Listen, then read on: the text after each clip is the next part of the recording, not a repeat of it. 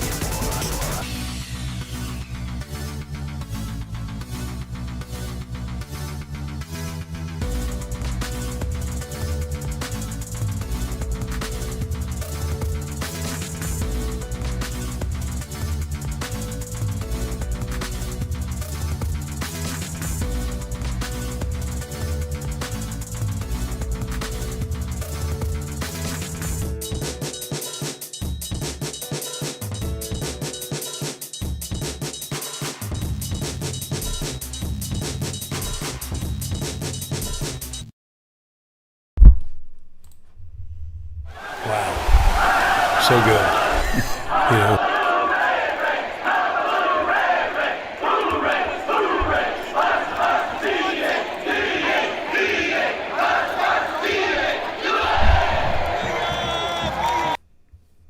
How is it going, everybody? What a whirlwind of a couple of days it has been. As you can see, I have a new worryometer. I have the game worryometer, which is pretty decently low. Hopefully we can beat a 1-10 Charlotte team whose only win is against an FBS team. My coach worryometer is at 70 out of 10. And I think that's where it's going to sit. I'm not convinced about the Florida coaching rumors. Let me resize the chat now that I see how it actually looks. There we go. Well, at least I can watch the wave beat pickaxes. Yup. I don't know. We can talk about the super scary coaching rumors as the night goes on. In the meantime, this game should be starting, and I don't see it anywhere on my computer. I see Spanish Auburn. Here's Tulane. If I click this, what will happen? There we go. So, 70 out of 10? No, 70 out of 100.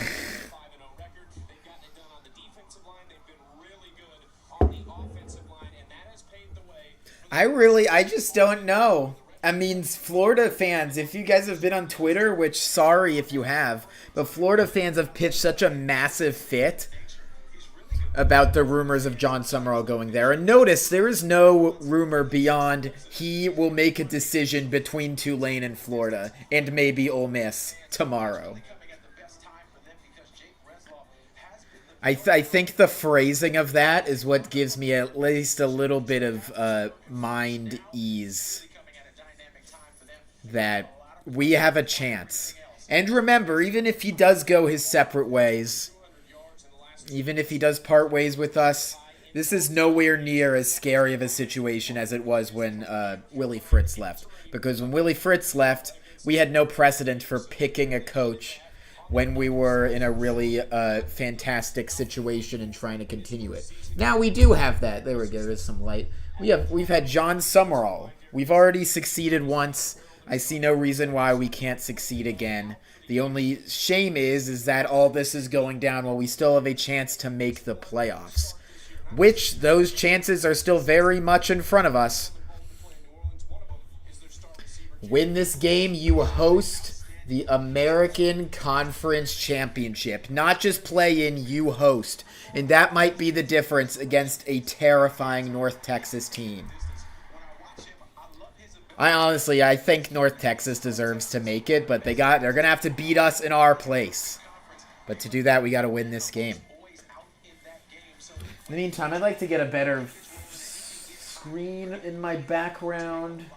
For whatever reason, Alabama is not even showing as an option to be back here yet. So I'm sticking with Virginia Tech. At 6, I will be turning all that off, and I will be putting on SDFC, who is playing in their championship game. So they have a big game today, those guys. These guys right here. There we go. Congratulations to Vanderbilt. The team I was raised to be a fan of, and my most favorite team until I decided to go to Tulane. Most wins in a regular season in team history. The best team in the state of Tennessee without a doubt. You think Patrick Durkin will be fine tonight? Hell yeah, character development. Let's go. Thank you, Keith. Thank you for the $5. What is math? 7 plus 3 plus 2, 52. We're getting ever closer. I just got my monthly payout from YouTube. I do think I will be buying a Xbox sometime, probably when the new CFB game comes out. So not this current one. But with the help of you guys, I am able to offset that cost. Why did I choose to go to Tulane? Because they accepted me. It really is that simple. You know what I'm excited to see? More Jamari McClure. It's very funny if you look over here. Nope, right. Wow. No? There we go. If you look right there, Jake Retzloff, our rushing leader. Ooh, kickoff out of bounds, by the way, as this game has started. Charlotte's rushing leader, 67 carries and 1 touchdown. Suffice it to say, if Charlotte starts gashing us by the run, I'm going to be very concerned. When do you think you'll post more college football stuff besides streams? I have not had a lot of time to do scripts for stuff lately. But, and if we... Oh my god, be quiet. If Tulane wins this game, I'm not going to have next weekend because I'm going to be in New Orleans. Not missing that game in person. By the way, Tulane in all blues. Quick throw outside. Shaz Preston drops it. Not a great start. You don't know why Sumrall is such a hot commodity anyways? You know, I mean, you're not wrong. It's kind of a collar tugger. I see the reason. I understand Florida fans' apprehension to the rumors that he is now their top target. Fake handoff for Retzloff. Looking quick. Bullet throw to Brown Stevens. That'll be a first down. Nice. He really does basically have the same resume as Billy Napier did. Everything they're saying is pretty true. Close game merchant. Do you guys think eye test? Because obviously record-wise, we have the best resume in the group of 5. But eye test-wise, we're not the best group of 5 team. Not even close. We just keep winning. And that's fine. It makes for good content. I'd rather be winning than losing. But Eric Morris taking Oklahoma State, I feel like he could have shot higher. Handoff McClure. Oh, he's so good. Keep going. I love this guy. He's still going. Holy shit. Last few days been a whirlwind? No, it's been a good whirlwind. I've been chilling. Just a lot of, I mean, obviously it's like I'm not going to be writing a video over Thanksgiving. I'm busy hanging out with family. It is what it is. God, a man among boys there, McClure.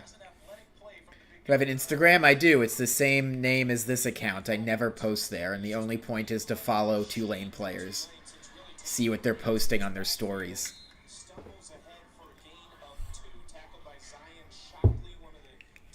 Who does SDFC play? They are playing the Vancouver Whitecaps. Is that their name?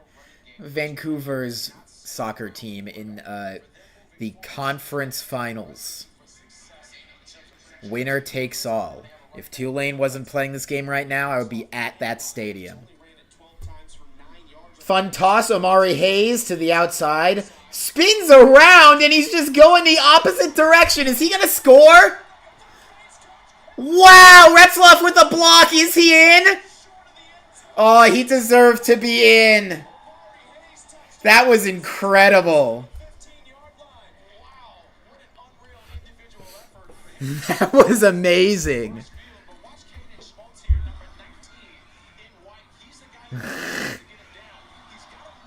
I can't believe he wasn't in. And Retzloff throwing a block, too.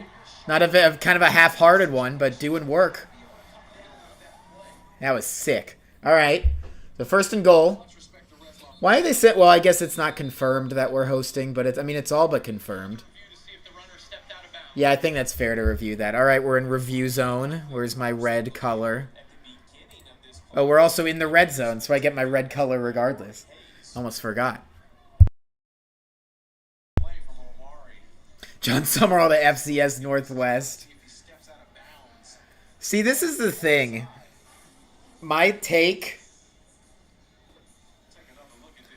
Thank you for the $5. Pause, duck. We did it. First 10-win Vandy season ever. We did it. Also, I love the way the text-to-speech rendered that. But hell yeah, anchor the fuck down. Oh, no, he was in bounds. He's still in bounds. It's close, though. But yeah, I mean, I'm debating whether to make a Vandy video this year or hold off next year. I mean, Vandy, there's rumors that we're going to flip a 5-star quarterback from Georgia to Vandy. That would be insane. And Junior Sherrill is staying, and Cedric Alexander is staying. There's a lot to be excited about. He's got a new contract. Not that I expected he'd be going anywhere. Because he went to school at Vandy. That's why it was such an exciting hire. But it's great to have Lee locked down, dude. Alright, is the Bama game on yet? That game's very interesting. Here we go. Okay, I will accept this. I tried to watch WWE. I turned it on for 2 minutes because I was intrigued, given it's in San Diego right now. I watched 2 seconds, and that might have been the most secondhand cringe I've ever felt.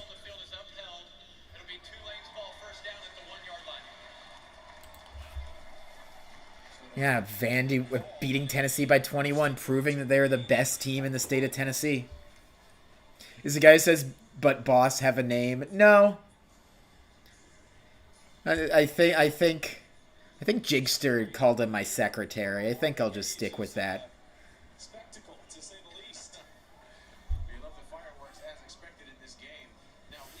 Why does Charlotte's helmets have a brick pattern? Is that something to do with the city of Charlotte? Like, what the hell is going on behind me? What is this? This shit is so cringe.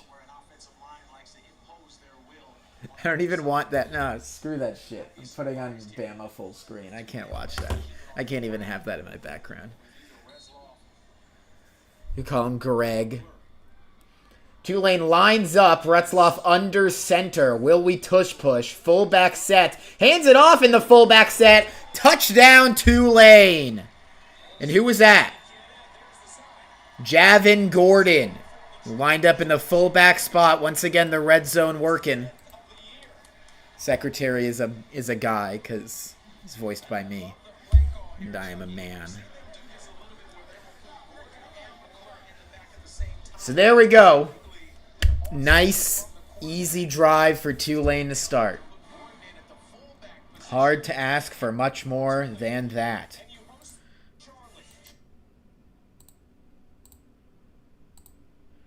Hold on, I'm trying to see. Oh, yeah, it's a pretty decent crowd. Hell yeah. Oh, you love to see that. So that is a good start against a team we should be destroying. So far, so good. But let's see what our defense has to offer.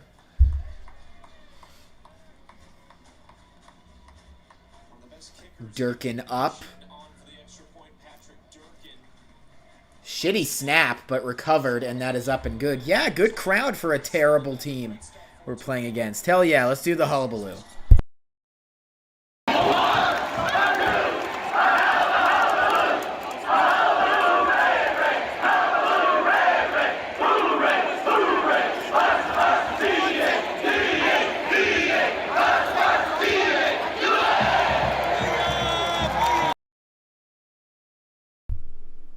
There's our ad counter. So yeah, I mean, good start. Hard to complain about that. In the meantime, Auburn doing Auburn things. I mean, speaking of Auburn, what a bag fumble by Auburn. Report saying that Jon Sumrall's pulled his name out. And, like, I really don't know how much of this is Jon Sumrall and how much of this is his agent. Because it would honestly make more sense for this just to be his agent trying to find him the best job possible. God, this light's too bright. Let's get that shit out of there. That's better. But, like, I thought Sumrall would have been a much better fit at Auburn than Florida. It's just the reaction from those fans. Florida is going to be... Like, I mean, Florida fans are having a fucking mutiny against their AD before he's even said anything about signing. Like, I still think there's a distinct possibility that Sumrall sees how toxic the situation is at Florida, and he says, you know what? My family likes it in New Orleans. I'm not making as much money, but we have a better chance to make the playoffs. The fans don't hate me. I'm going to stay here. I honestly am more afraid about Ole Miss taking Jon Sumrall than Florida. And again, as I said before, if he leaves, it's not the worst thing in the world. Not nearly as bad of a situation as us losing Fritz. We can find another Sumrall. And this hasn't been, by any metric, the best Tulane season ever. It's been a very fun season, but this doesn't hold a candle to 2022 in players or performance.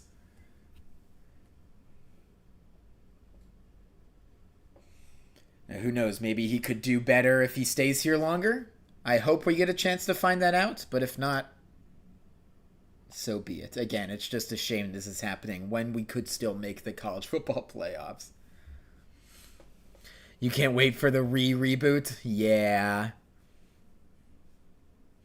Yeah, I drew my secretary because it was just did an MS Paint. It was a bit for the Padres video where the joke was that I cut off the Bryce Harper dagger homer, and I needed a foil to joke and to sort of be like, hey, why'd you cut that off? And now I've just been using him ever since. Well, at least the bench seems to be having a hell of a time. It's good to see.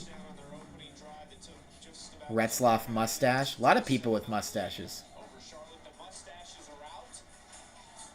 Interesting. That guy's mustache is questionable. Those ones are better. I've got mine going, but mine's real. At least something came from that video. Any idea who you'd want to replace Sumrall? I have no idea. I saw some people talking about Jason Eck, or whatever his name is, from New Mexico, who's had a very exciting season. Like, dude, New Mexico is not Louisiana. The good thing about Sumrall is he was from the area. We need a guy who's from the area. And you know what? If Sumrall leaves and they kick him out and don't let him coach the conference championship or a potential playoff game, I think we will be in great hands with Will Hall, at least as an interim head coach. A guy who has experience. Much better than interim coach Slade Nagel. So we're back. Let me get the ad counter off the screen so you can sync with me. First play of the game for Charlotte. Handing off, and so far so good. 1 play, 0 yards. As I said, we don't want Charlotte to have any success with the running game because that bodes terribly for Tulane's defense this late in the year. Sumrall can't save Florida's bum program.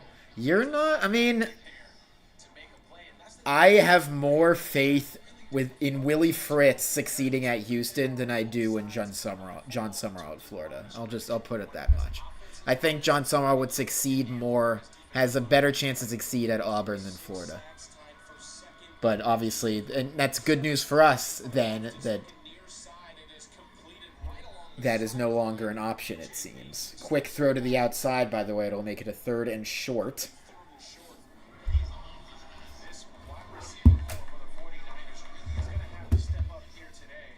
Are the mustaches for me? I don't know. I mean, it might be just because Retzlaff has a mustache. He sort of grew one out this year. Iron Bowl getting ready to get going behind me. That would be very funny, and also very funny both just in general and for the coaching search with Lane Kiffin suddenly being thrust into a, what's it called, a conference championship game when he has one foot out the door. False start for Charlotte, by the way, on a 3rd and short. We'll make it 3rd and long now.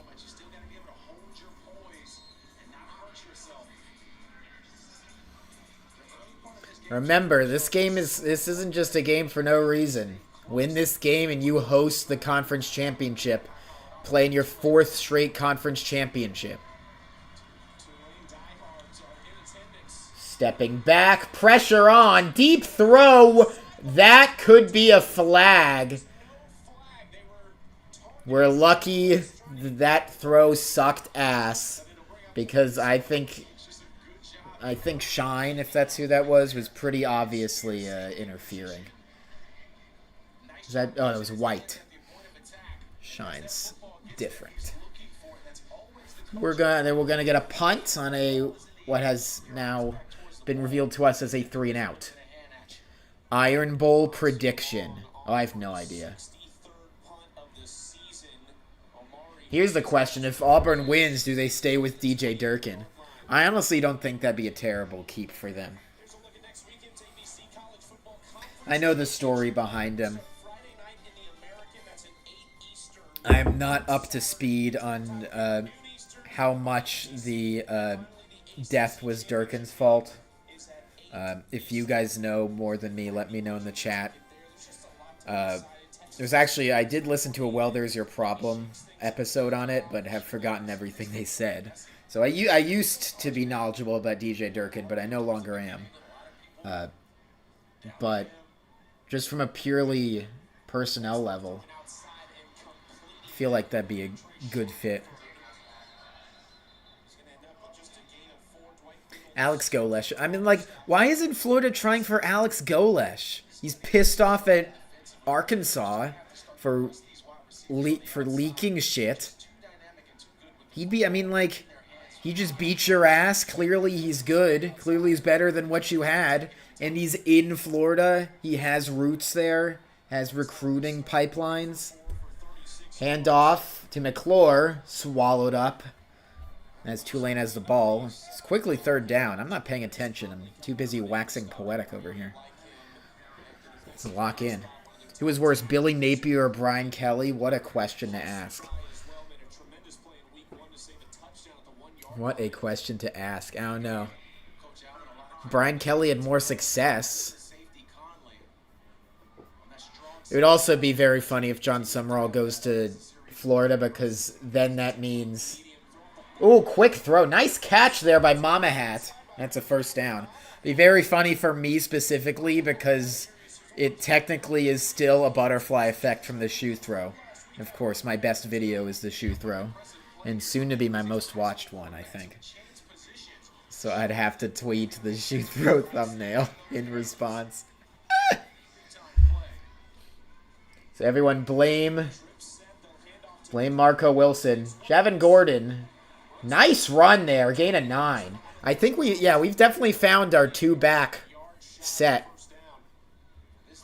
between Gordon and McClure. It's nice. It took a while.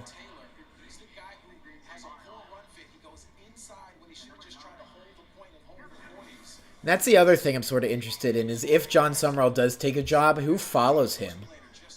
Because I'm not sure how many players on this team are actually SEC quality. I'd be sad to see McClure go, because he's really exciting.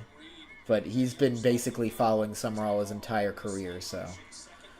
Fake handoff, looking long, goes medium, gets a catch, and a 1st down. Zy Carl Lewis.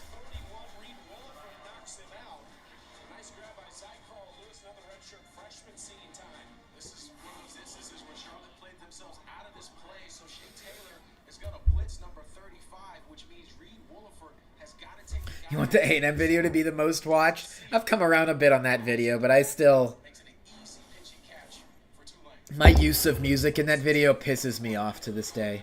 Handoff, nice hole. Gordon still going, moving people. He's down to the 10, and we're in the red zone once again.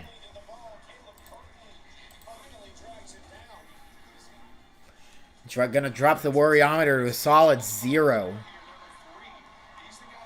We score here. What happened to the lines there? Just ESPNU things. Alabama's got a 3rd down behind me. On the 50. Oh no, 1st down is a 50. They're on the 47.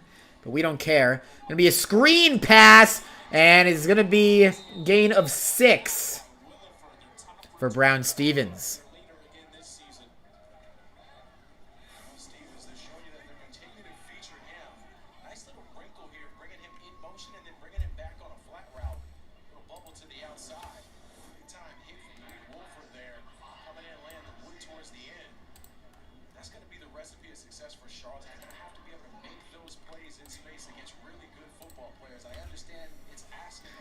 So true, Math. The Go Tigers. That shit is classic. Thank you for reminding me. I forgot about that. That was so fun sneaking that in at every opportunity. 2nd and goal, going to be a handoff to McClure. Moves outside. Tries to get to the end zone. I think he will be a half-yard short.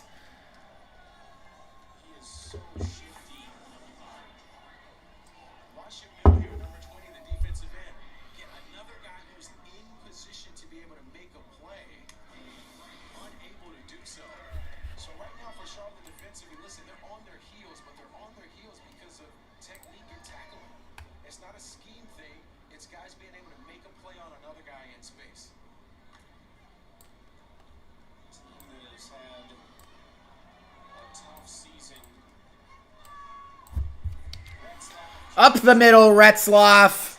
Nice and easy. Let's drop that worry on. Let's get this red color out of here. Out of the red zone. No more red zone. Drop that worryometer to 0 for the game, at least. You know what? I've talked myself down a little bit from John. I'm going to go with 65. We're all having fun here. We're all chilling. Why not? Will I ever make a video on the TCU playoff run? I've had thoughts about that. That was an insane run. I think that's... I do have that on my video list, actually, but it's kind of low down. I'm not nearly knowledgeable enough at TCU, but that specifically the running the players on for the kick was crazy. Quest to beat Ohio State. That's not, I mean, but it's not as fun as the Georgia one because Ohio State's just been killing everybody. The Georgia one, they felt like they were walking on thin ice the whole time. So we're quickly up 14-0. This is about... I'm not gonna... Oh, by the way, real quick.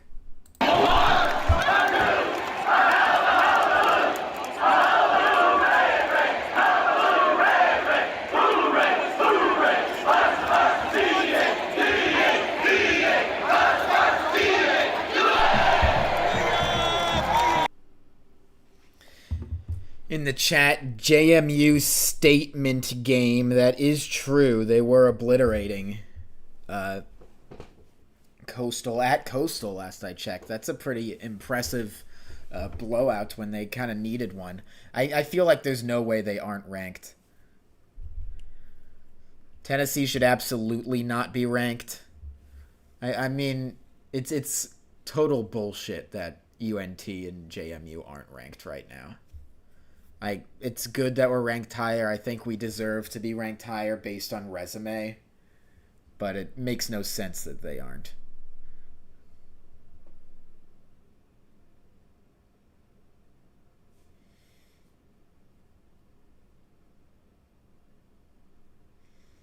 By the way, I was asked by someone else if I'm going to the game if they host it next week. The answer is yes. Be wearing this shirt, as I did the last time I was in New Orleans for the Duke game. I booked my flights the moment last week's game ended. Couldn't let those prices get any higher. And they were already pretty high. So booking flights 2 weeks in advance will do for you. Yeah, 59-10 was the JMU score. Auburn got a stop, so they've got the ball now. God, that'd be so funny. I can't even take it.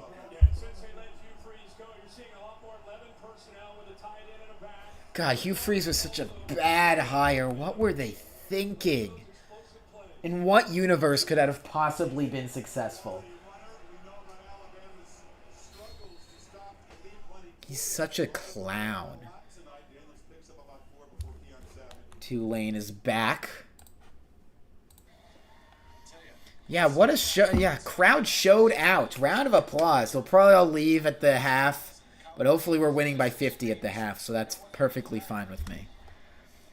Did I meet anyone at the Duke game? 2 people said, "Oh, I love your videos," and that made me very happy. So if you see me, please do the same thing and make me very happy. I did notice there was some guy wearing an NFL jersey of the... Because I think the Saints were playing San Francisco that week at New Orleans. And I saw a bunch of San Francisco jerseys on my connecting flight through Houston going to New Orleans with me. I was like, okay, if jersey wearing is fair game, I'm going to wear my Michael Pratt jersey on the flight.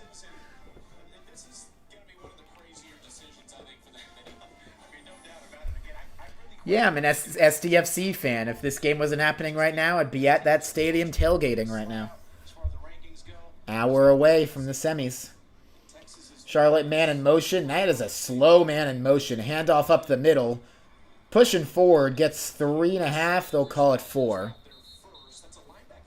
You play A&M in the playoffs. I don't think I'm going to go to round 1 of the playoffs.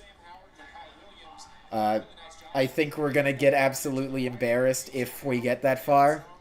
And if we don't get embarrassed, then hell yeah, I'll go to the next game.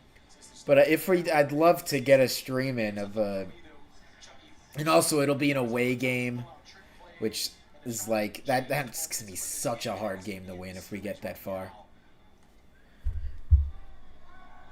Step back, going to be a screen. Nice tackle there. Short 3. No, I'll be wearing this shirt to the game. I'll just be wearing my Pratt jersey on the plane.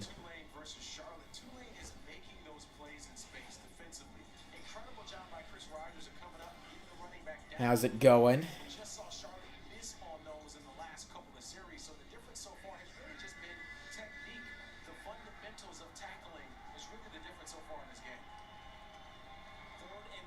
Third and 3. Charlotte trying not to go 3 and out twice in a row. Shotgun. Going to be a wide receiver screen, and that will be a first down and a lot more. And that is the guy that Sumrall was afraid of. Number 5, Nicholas. Basically the one player he was giving props to in pregame interviews. Was that wide receiver. He's got a first down. Gators did stomp the Noles. They should keep their interim head coach, too, and leave Sumrall alone.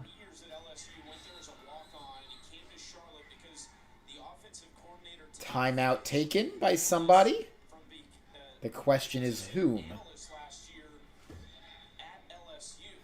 You've watched my A&M video 12 times. You've counted. Appreciate that. So, yeah, timeout Charlotte. Let's get the ad counter back up. Let's watch a bit of this game, shall we? Alabama's gotten the ball back. This game's going to last until midnight.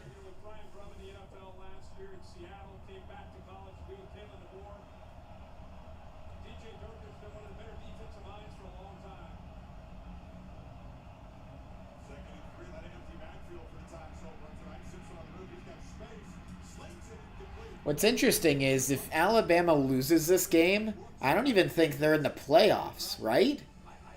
People are going to jump them. There's a lot of people hoping for Alabama to lose this game.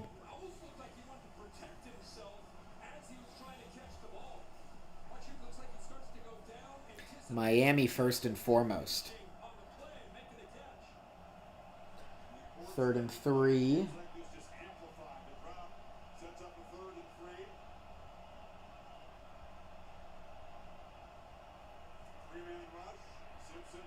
Wow, tons of time.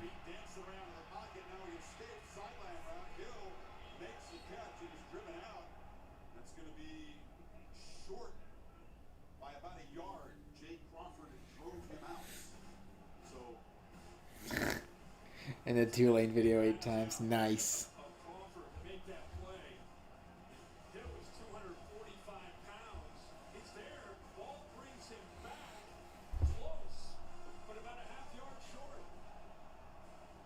There's no way they don't go for it on 4th.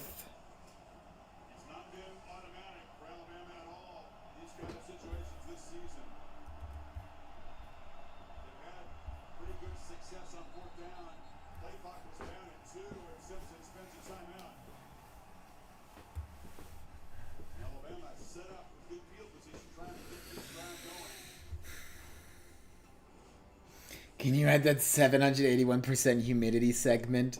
Yeah, I mean, I'm going to try to... I don't know if I remember it.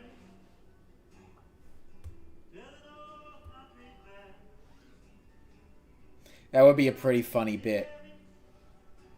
Say, Northwestern's not used to 781% humidity. That's for sure.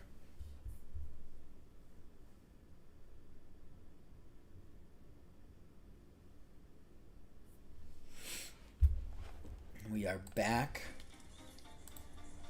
Charlotte trying to add to the American upsets this year. Charlotte trying to add to the American upsets. This wouldn't just be an upset. What's one step further than an upset? Tulane will win by 14,000. Oh, the spoiler. No. So after a timeout for no reason, 1st and 10 on the 45 for Charlotte. Hand off. Trying to break it outside. No, sir. It ain't that easy. Loss of 3-4.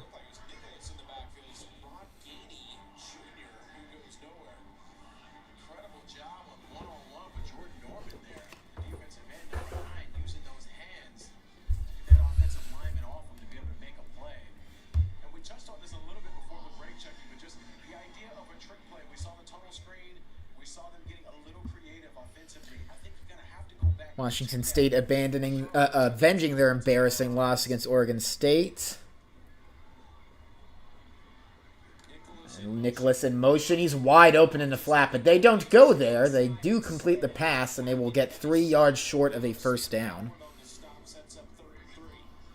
I'm so glad. That's my goal, is to make my videos endlessly entertaining. Rewatchability is like the whole point of my channel. My videos, I don't make my videos to be watched once and disposed of. And I don't make my videos to be the just weekly updates. As much as I respect people who do that, those type of videos are watched once and then never again. And that's not what I intend when I make my videos. Damn, 0 is humongous. Going long on 3rd down. What a catch. Respect.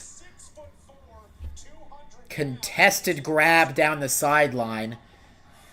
Charlotte goes deep on 3rd and short and gets rewarded.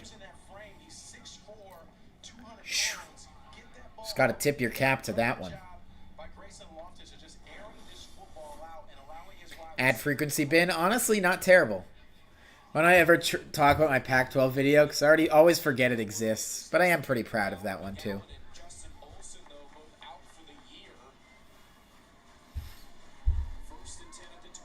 Oh, shitty snap! This will certainly help Tulane, even though they don't recover it. This is going to be 2nd and very long.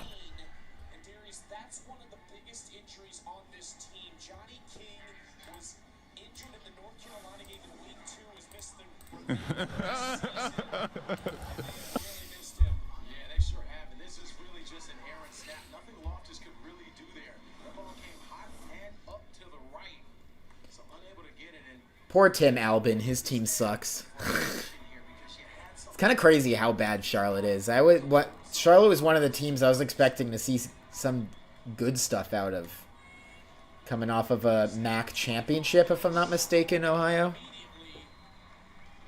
At least a championship appearance, if not a win.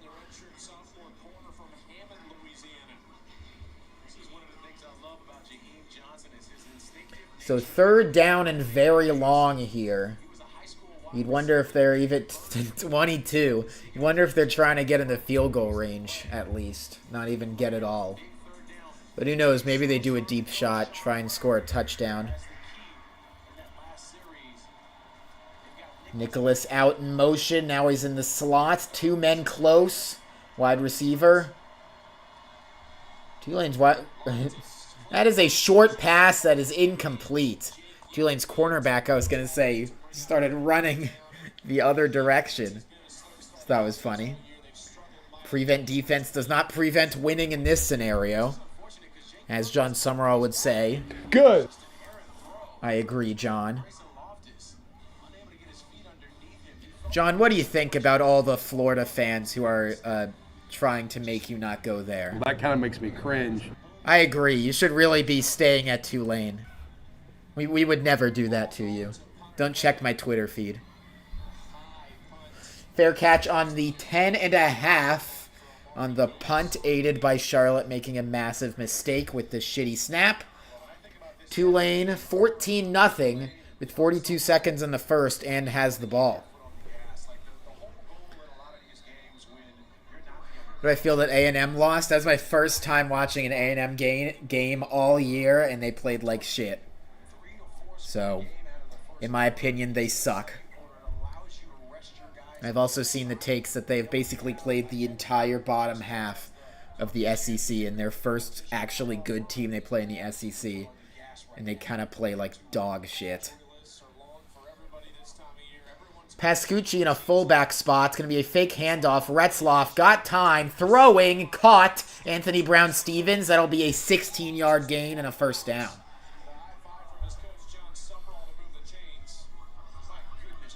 This was also my first time watching Ohio State and Michigan this season was this morning.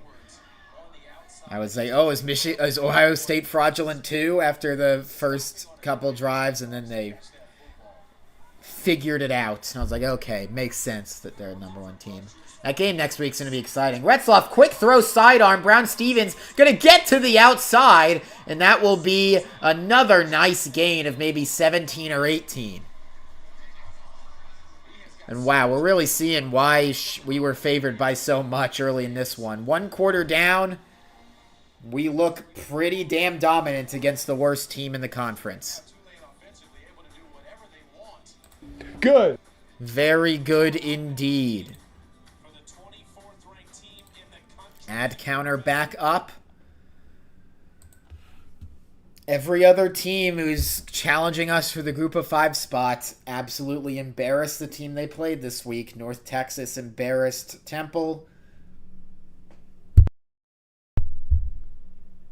JMU just embarrassed Coastal for what's like the 4th straight time. I don't know. It seems like they play them at the end of every season. What a shame for Coastal. Lose their coach to fucking Liberty. Jamie Chadwell. They just haven't been it since. Want to hear a hot take, you guys? I won't even call it a hot take, but I just want to say, Darian Mensah, Alex Bauman, Rayshawn Pleasant, Mekhi Hughes, Chris Brazel, Matthew Fobbs-White, Devin Deal, all guys who transferred away from Tulane. There's only one team who's 2 wins away from a playoff berth, and it isn't any of those players' teams I just said. Maybe Bauman, if Miami finally gets the committee to respect them, but he's barely been playing. I don't know, yeah, let me know any names. Oh, then obviously all the guys who left to follow Willie to Houston. But I don't remember any of those guys. They ain't there either. All that attrition. Trying to find better opportunities, and the team with the best opportunity to make the college football playoff is the one they left. Sorry about it. That's what makes this job so tantalizing. That's why I'm not really that worried if Sumrall leaves, because I know we'll be able to get a coach who understands the situation like Sumrall did too. But obviously it'd be just best for everyone if Sumrall stayed. Certainly give us the upper hand against North Texas. Coach who's out the door versus a coach who's staying. As I said earlier, I just don't see the fit, especially with the fit that Florida fans have thrown over the rumors. I just don't see the fit of Sumrall at Florida. Auburn made so much more sense to me. And how I think Ole Miss makes a lot more sense when Lane Kiffin leaves, which I'm basically 99% sure is what's going to happen at this point. You can't watch any more A&M games? Sorry, I'll stop. It's not my fault. They were the only game on. Yeah, that interception in the LSU game was... Tulane was playing at the same time as that game. It was the Tulane UCF American Conference Championship. And so I didn't realize that interception even happened until watching the replay back, and I died laughing when I first saw that. I was like, are you fucking kidding me? How does this happen? I don't think we'll get a Dewey cameo in the end of season video. I did re-upload the, what's it called, the UTSA stream with Dewey in it, but I don't know, maybe he'll show up. I don't have to go to my parents' house to get footage. Retzlaff fake handoff. Oh, it's another Callaway potential show. Oh no, that's not Callaway. That is Brendan Sullivan, who pump faked like 4 separate times and then ended up just running for 9 yards. So a trick play that works in a way they didn't necessarily intend, but you will take it.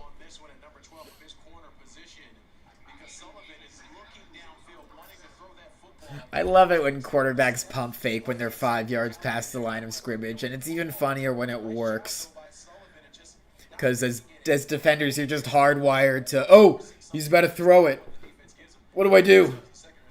Even though it's literally illegal to do that. That thought just doesn't cross your mind in time. 2nd and 2. We have fake handoff. Rush coming. Retzlaff avoiding, throwing it away. This could be intentional grounding. Seems like they pointed to a guy in the area. So the rush by Charlotte. Retzlaff upset about how hard he was hit. Why'd I have to babysit Dewey that day? My parents were not in town that day.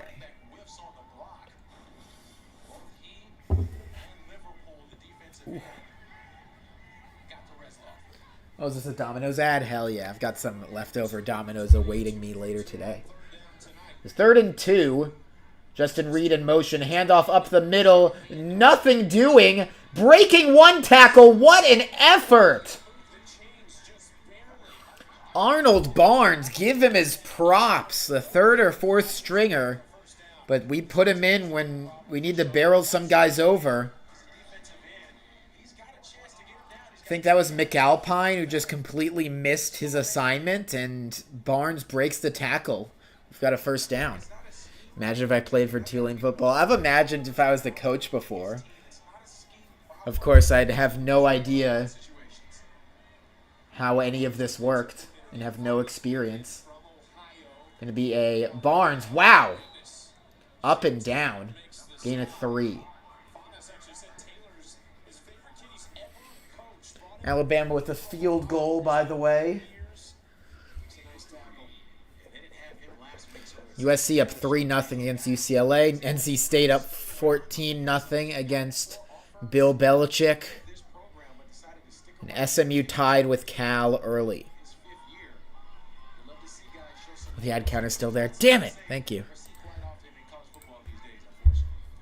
Fake handoff. Retzlaff. Pressure on him. Breaks 1 tackle. Directing traffic. Throwing. Caught! Johnny Pascucci down to the 13.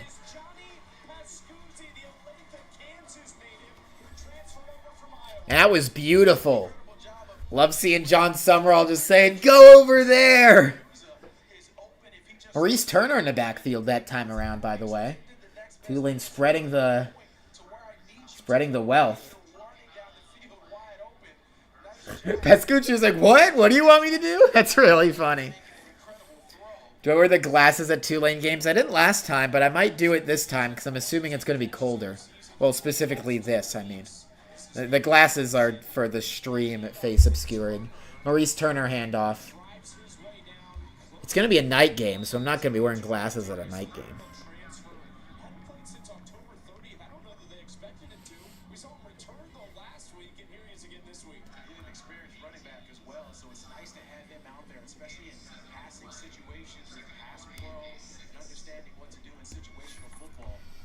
Virginia now up 14-0 against Virginia Tech.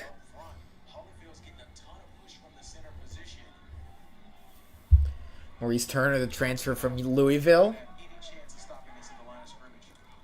Once again with the handoff. Could he get in? He bounces off a guy. If he had went around that guy, that would have been a touchdown. Instead, he just kind of goes boop. He will get a first down. It's 1st and goal. I forgot. We're in the... By the way, our red zone woes have just completely evaporated in the second half of the season. It's been really nice to see. Because, God, that was such a bugaboo early on. Final score of North Texas versus Tulane, 100-99. I'm not telling you who's the winner.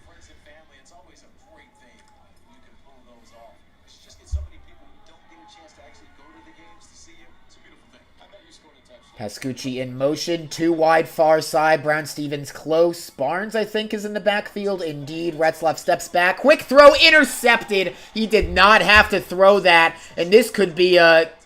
And nice to get it down. Stop the interception return for a touchdown. Well, I jinxed it, you guys. I jinxed it. That everyone blame me for saying we've had good plays in the red zone recently. But yeah, Retzlaff should have absolutely just scampered that in for a touchdown. Even though I know he's hurt. I mean, I saw that developing a mile away. Number 19 just sitting there waiting. That kind of makes me cringe. Tulane had a chance to go up 21-0 early. Instead, a interception. At least it wasn't a pick six. I've seen nothing from Charlotte that could prove that they have the ability on offense to score against us. But it's not ideal. That's sort of the bad side of... Retzlaff that we haven't seen a lot of lately, rearing its ugly head. And we are in an ad break once again. Woof. MVOS sucks at predictions. That's so true. That's why I don't make them. I don't make predictions. Because when I do, they're wrong. Some of my friends at work asks me for, like, betting thoughts for, like, parlays for college football, and I tell them, and I'm wrong every time. And it's because I don't bet, because I don't know what I'm doing. I know about Tulane football in the retrospect. I can criticize you after the fact, but not before. Woof. That really does. That kind of makes me cringe.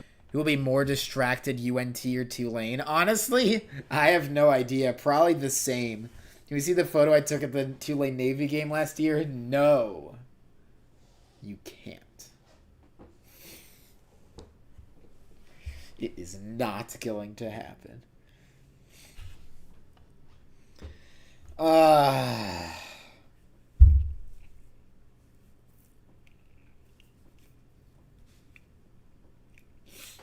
Well, thanks everyone for hanging out with me tonight. I'm sorry I won't be able to do it at the championship game that we hopefully make, because I will be there. But hopefully I would have gotten no views in the first place, because every potential viewer would have been at the game. I mean, I've always been hoping that neutral fans would show up to these streams, Mostly that has not happened.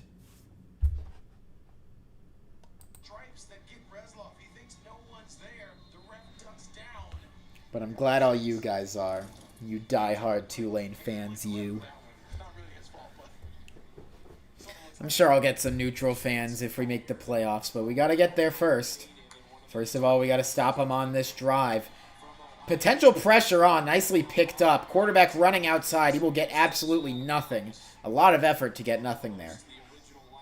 Tulane hosts the game with the win, almost certainly. I gotta get the ad thing off again. Are you a neutral fan? Oh, welcome.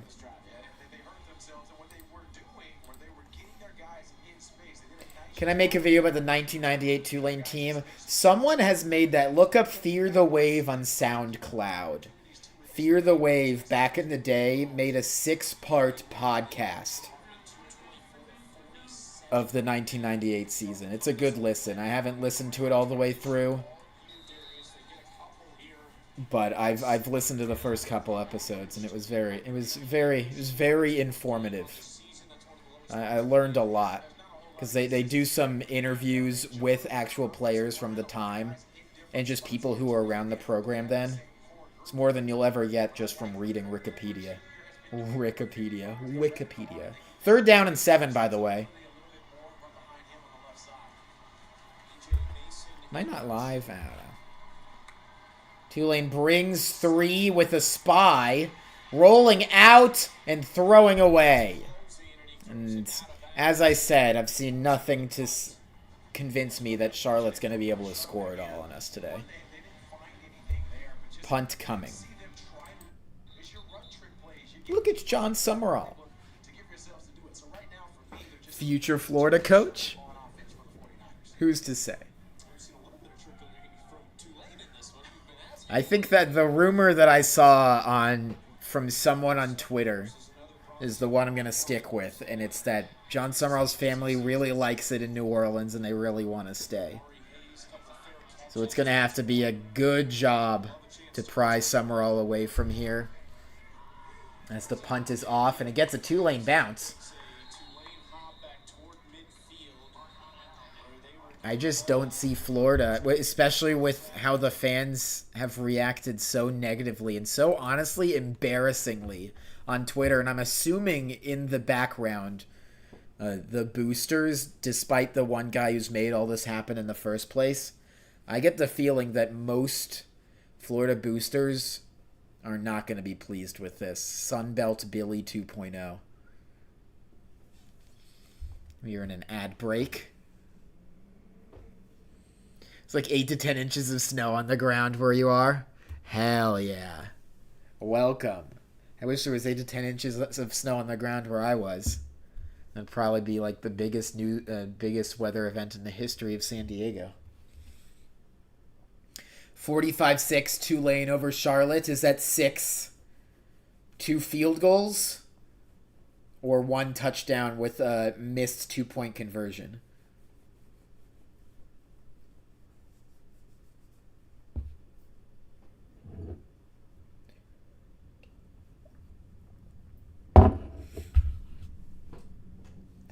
I'm asking the real questions out here.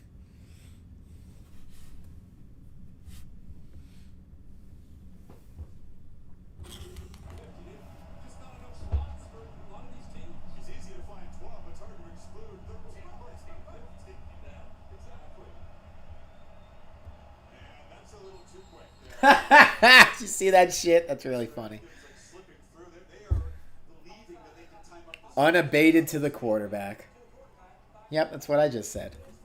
I know what's up. At least a little. Your grandma says hi? Hell yeah. Grandma high acquired.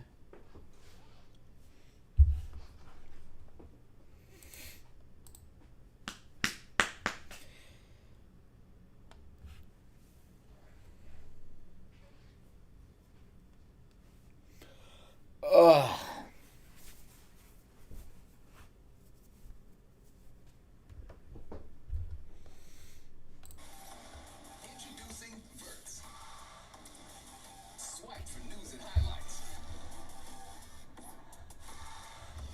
Introducing Verts.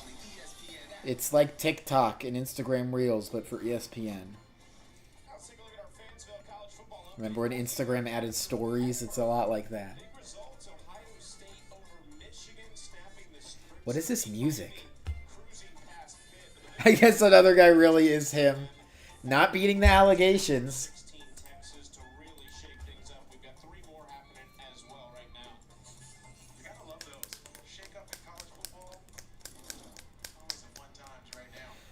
Honestly, very surprising lack of upsets so far today. Texas does not count because that was yesterday. Two back set. One was Hayes and one was McClure. It is going to be a pass to Zycar Lewis on the outside. He's got nothing.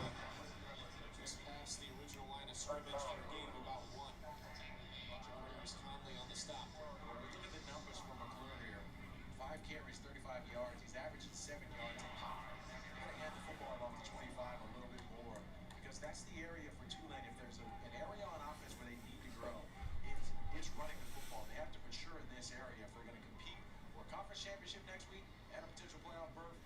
Lewis in motion around the back again. Going to be a handoff to McClure. Oh, ball's on the ground and going all over the place. Picked up by Charlotte. Oh, shit. They might return that. Oh, nice tackle by Retzloff. Man, that is McClure's first mistake of his career, honestly. Who's hurt? Pascucci? Yikes. Shit show there. Well, that kind of makes me cringe. Are we going to be sweating this game out after all? Do I need to change my worryometer? Let me know in the chat. Am I changing my worryometer from 0 yet? Looks like he just got booped and the ball went flying. That's crazy. It's hard to be too upset so far because you've just been so unimpressed by Charlotte's offense. I'm assuming they'll get a touchdown here. But it's like I mean, the first one was a bad Retzloff play. This was just a freak. Yeah, I don't even... The ball is just... No one even notices the ball is on the ground. That's how innocuously it fell. What happened to... Oh, I think Pascucci's got the wind knocked out of him. His helmet right in his chest. Can we beat a team without having to sweat it out for one game? No. Bad take in the chat. That's not allowed. Don't you know what team this is? This is Tulane football. We don't win games pretty. We have, under Jon Sumrall, we have never won a game pretty, and we never will. Except for last season. This season. So here we go. Very, very funny situation. Change it to 15. I'll change it to 10. I'll split the difference between the two of you. Solid 10. Maybe I'll get a lot of viewers in this game yet. A whole lot of nothing there. I mean, it's hard to credit our defense much because Charlotte sucks, but they're getting the job done when they have to. Tulane, we have pride in barely winning. Only the audacious, only Tulane has the ability to ask the question, can we win games by as little margin as possible and still make the college football playoffs? Nicholas in motion again. Handoff, fake handoff, quick throw outside, number 0, tackled by 2 guys and loses a yard. Wonder if this is a 4-down territory for Charlotte. Who knows if they ever get this far down the field again.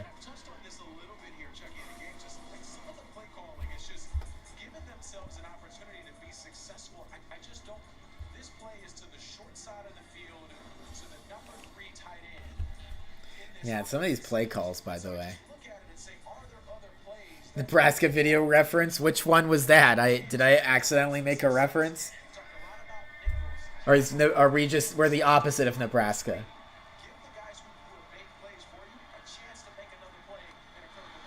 Step back, 3rd and 10. Pressure! Rolling out, throwing to number 17, stopped short by 5 yards of a first down on the 2 and 7 yards from a touchdown. It'll be 4th and 5. And yeah, there's almost no way they don't go for it here. A ton of credit of being able to just have fundamentals as it relates to tackling. We have seen a ton of blue jerseys be in those one-on-one situations against a skilled player for Charlotte and get the guy. Win 20-1 with a 1-point safety. Oh no, they are kicking the field goal. Okay. This guy's only kicked 11 field goals and made 9.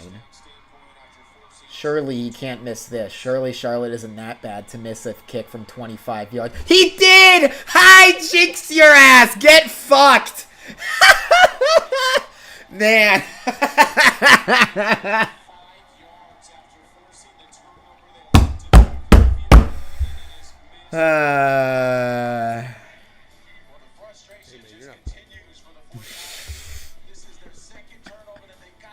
Spoken into existence, ladies and gentlemen. The definition of a bad team. Drop that worryometer back to 0. I don't see any way we lose this game. We just need to stop with these stupid mistakes, because those will get absolutely exposed next week. That is for sure. Every shitty play we make on offense, every turnover is an automatic 7 points against North Texas. We have to be as flawless as possible next week. How are we doing over here? Bama's trying to score. Wow, what a play. Damn! Under pressure. That's an impressive touchdown. Where's the chat reaction? None of y'all care that we just got away scot-free? There's a little kicking. There's a little missed kicking, that's for sure. He ain't no Patrick Durkin, that's for sure. AEC Special Teams Player of the Week multiple times over. The man himself. So Tulane, sorry, I gotta get the ad counter up. Minute and 15 seconds away. Being on our own 7. Still up 14-0. Much worse second half than second quarter than the first, that's for sure.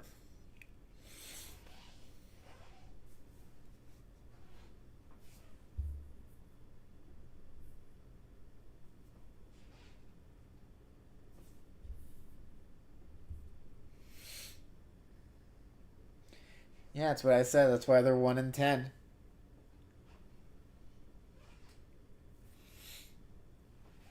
UCLA tied with USC, by the way. Anyone want to hire Lincoln Riley after he gets fired by USC? That'd be pretty fun.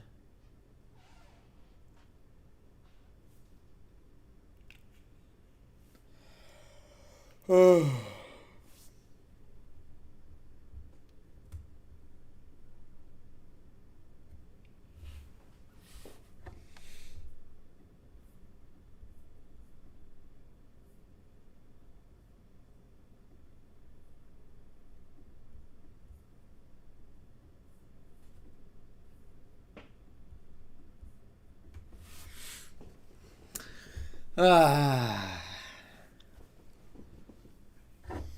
We are back.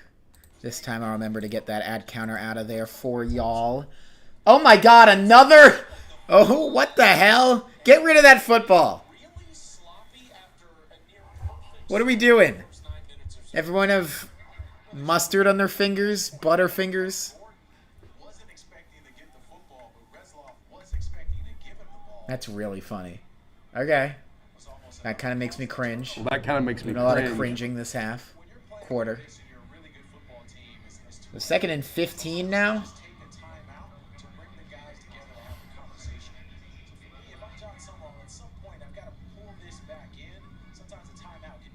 Step back. Retzloff looking. And shitty throw. Wow, we look terrible all of a sudden. Guys, you're playing Charlotte. It's okay. You're going to be fine.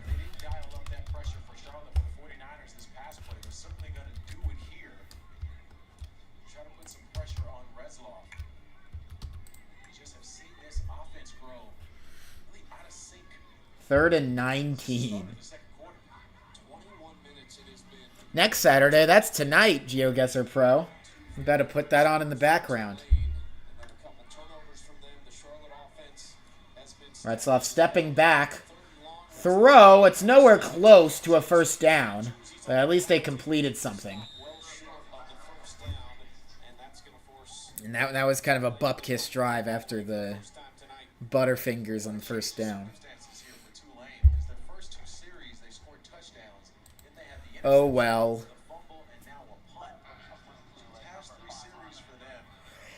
I'm hungry, but I'm going to wait until halftime so you guys don't have to watch me eat like a savage. First punt of the day for Tulane. Both guys fall over. Flag flies. And tackled after a gain of not much more than 5, if that.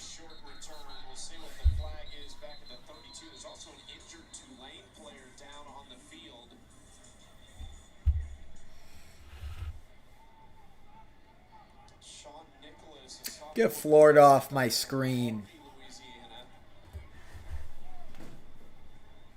Get that shit out of here. I'll put my face in front so you know Florida.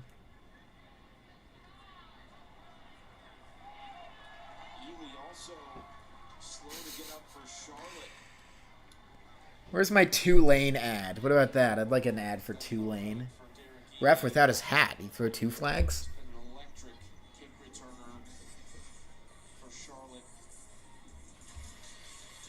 There are 2 fouls on the play, both by the return team. Personal foul, illegal blindside block. Return team number 2 flags on Charlotte special teams unit. holding. Return team number 11. Then please half the distance from the end of the kick. First down. Tulane. Timeout? No timeout?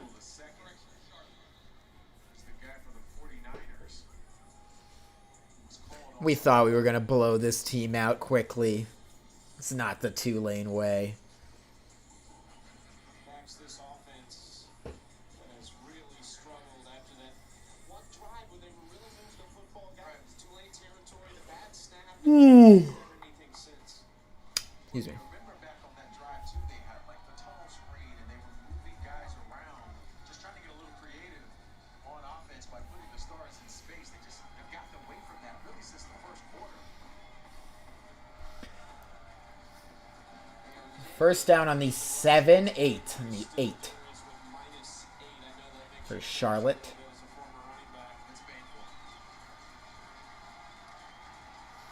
The up the middle handoff. Getting some space for the first time all day. And that's a first down.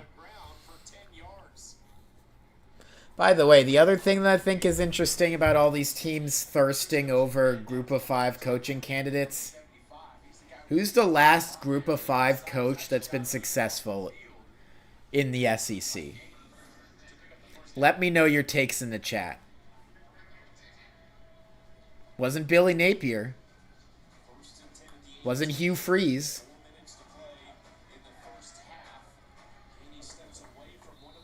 Seems like the best coaches are coordinators nowadays that already have experience up that high.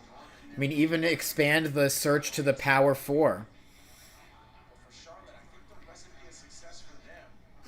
It's very cringe to say, but is the best one Mike Norvell, at least as of late? Who's done better? At least he had an 11-1 season. Lofting a throw, intercepted. Wonder if there's going to be a flag, but for the time being, Tulane has a turnover.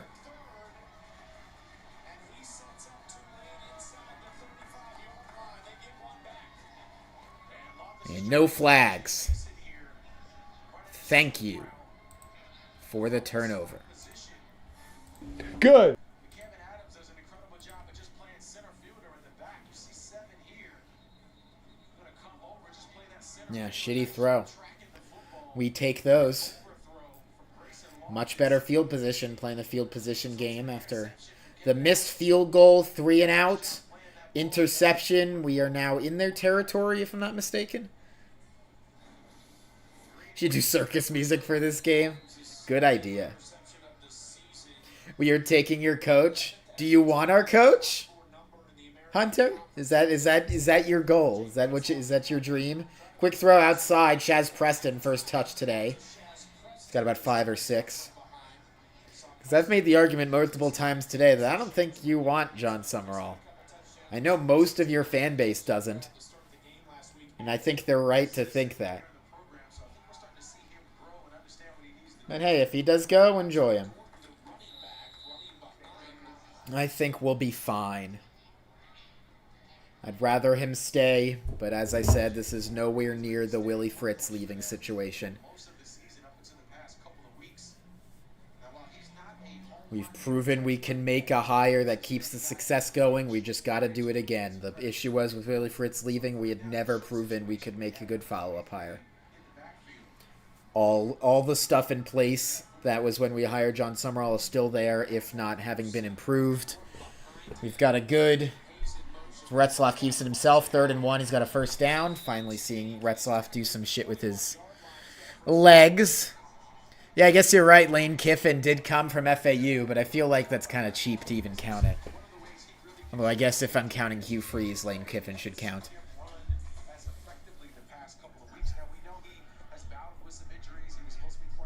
FAU's coaching tree is so funny. They just hired castaway former top flight coaches for like 3 straight hires in a row. And I respect that they haven't done that this time around. That they're trying to go with a new guy. Is that 2-minute timeout? It is. Let's get the ad counter up.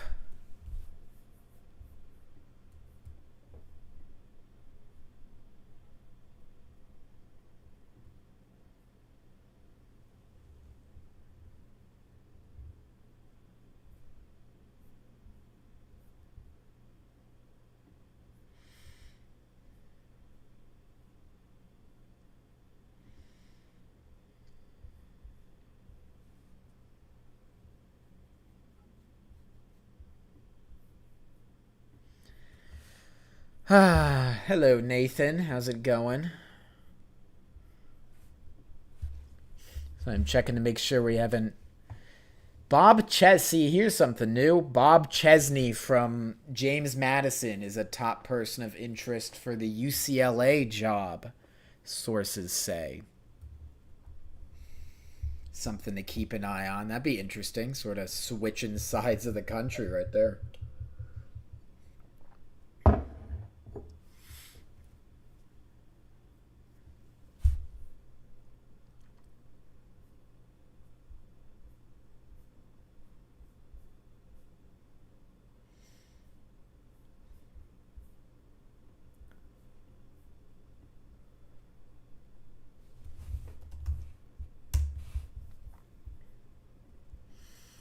Let's see what the forums are saying.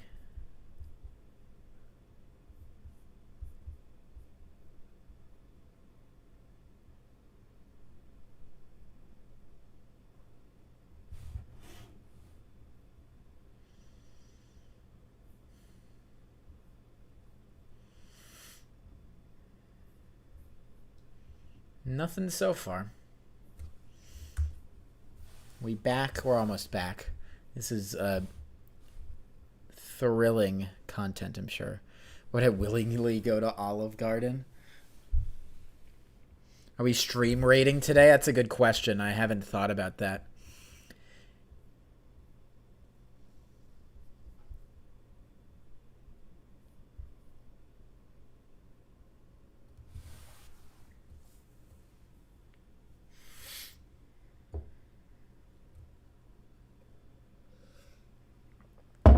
We are back.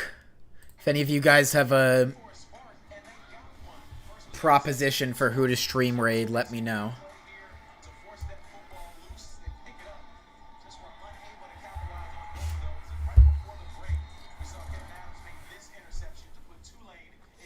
If the 3 Charlotte fans join, they better be respectful. They've got a fair, decent amount of fans. Last year on Halloween, I was impressed how much they showed out. Throw across the middle, caught. Shaz Preston is 3 yards away from a touchdown. Surely we cannot blow this. Mike McDaniel. Lol. That'd be hilarious. Florida doesn't have too many options. Yeah, I mean, at the end of the day, it's up to Sumrall. I just, like, with the double whammy of his family loves New Orleans and Florida fans have made an absolute fool of themselves, basically begging him to stay. That is a touchdown for Javon Gordon, number 2 of the day for him.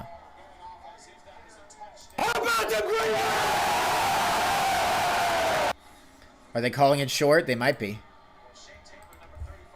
Red tint. I forgot. I think it's okay. I think we'll be okay this game without the red tint. Says they're saying he's short.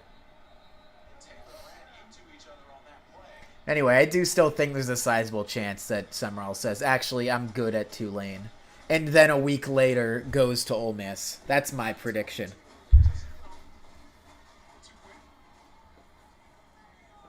What do I do when I end streams? Usually I go add it to my playlist. And in this case, I'll probably go to bed.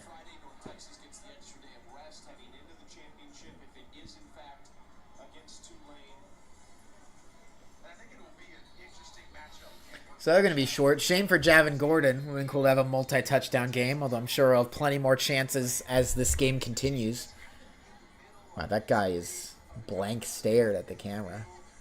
Will he get yet another chance? What's my opinion on the Chargers? Why do people keep asking me that? Watch my video. They're not even the best team in LA this year. The Rams are going to win the Super Bowl. They're the only team I'm convinced is Super Bowl caliber this season.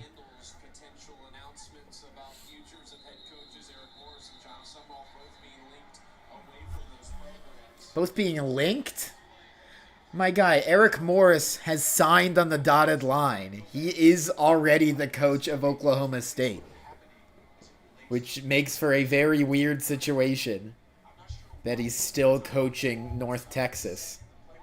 Same thing that Willie Fritz did is happening, I'm sure, which is where he spending all time that he has asking guys if he wants to follow him to Oklahoma State.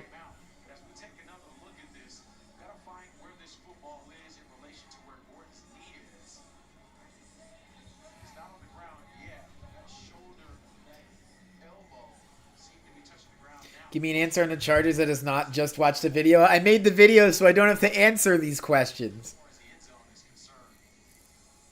So the whole point is to put it all out there so I never have to think about it again.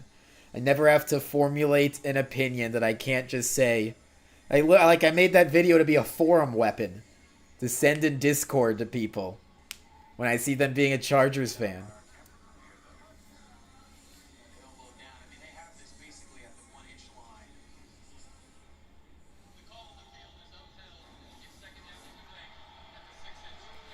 Six-inch yard line, by the way.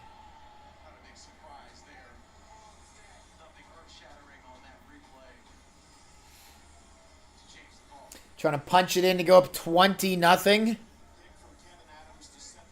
Already watched the video 15 times. Appreciate it. Thank you. I do think that is my best non-Tulane video, honestly. That and the Florida shoe throw. I think that video will get its views in time. It's only a matter of time. And if not, whatever. Retzloff will keep it himself. After a couple bumps in the road, Tulane is up 3 scores against Charlotte, pending the extra point. And now we can truly say, do I think Tulane can actually make the playoff? It's a great question. I think us being at home against North Texas is the only thing keeping me from saying absolutely not. Because North Texas has not played a rowdy road game all year. Arguably never under this core of players. And they're going to be coming into a hostile environment, me included. It's going to be Friday, so there's going to be no chance for any North Texas people to get there in time unless they take off work. Who knows, maybe they want to take off work. That's what I'm doing. But it's for a good cause. Alabama touchdown, by the way. I might change the channel. In fact, it's almost time. Yeah, get those waves in the chat as we sing the hullabaloo.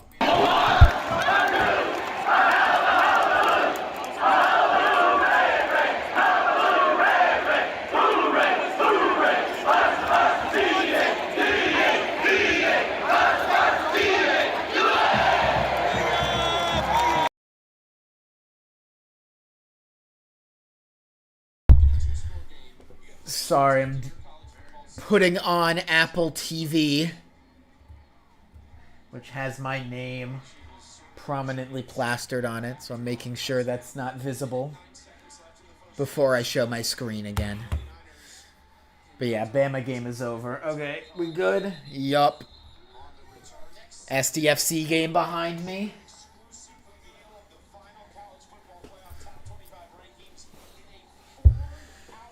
It's 4 hours special. It's so stupid.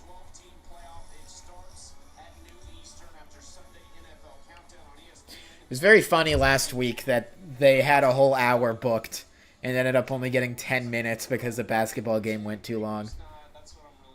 That was pretty good. So a minute left in this game. Charlotte's got the ball. They've been able to do absolutely nothing offensively apart from maybe one play. Screen to the outside. He will go out of bounds after getting 2.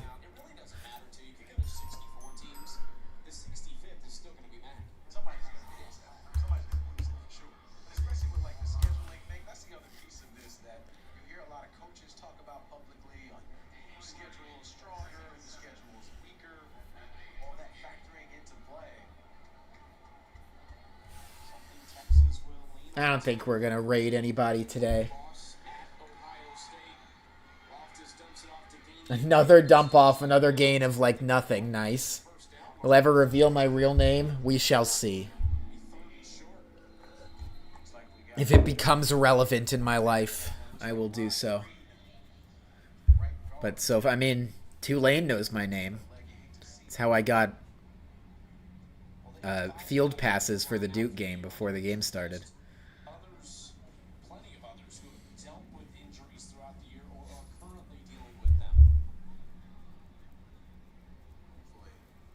2022 Tulane would have made a run in a 12-team playoff. I mean, I don't disagree. Them and, was it 2020? 2021. Yeah, 2021. Cincy. They were good.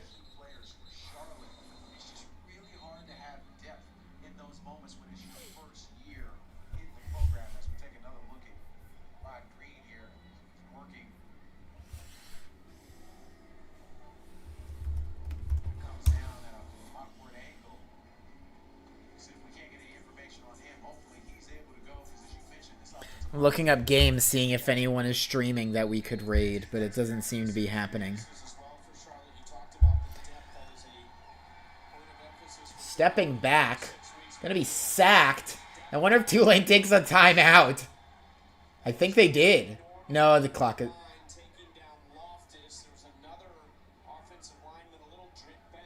Someone took a timeout. Clock's not rolling. Yeah, we're going to try and get more points. Run up the score. Let's go. We talked a little bit about them trying to keep their foot on the gas to really try to put this game out of reach for Charlotte. And that's what you're trying to do if you're Tulane. It's just, how do we, and I hate to say it this way, but it's just the truth. How do we make them quit? How do we make them be thinking about leaving, thinking about they just want to get out of here? The way to do that is to keep the foot on the gas. Now, was this a punch?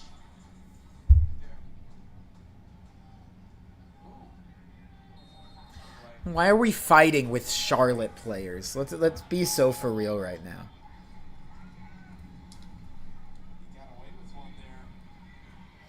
Fair catch at the 20. 45 seconds left. Tulane has a chance to test out their 2-minute drill skills and a chance where it won't hurt them if they fail. Will I ever reveal what I studied at Tulane? It's also a question I've been grappling with. Maybe I will one day. They may have to do this again at some point as far as the rest of their season is concerned. So I love the idea of saying, let's put our It's not something normal, though. It's not like business. pressure moment in a 2-minute offense, even to put some points on the board. But don't start guessing in the chat. I'm not going to answer. All right, so here we go. Let us micro-analyze. Quick throw to the outside. They gave us 5 free yards, and we'll get 8 out of it. Out of bounds. Clock stops at 40. Seconds tick off the clock down to 40.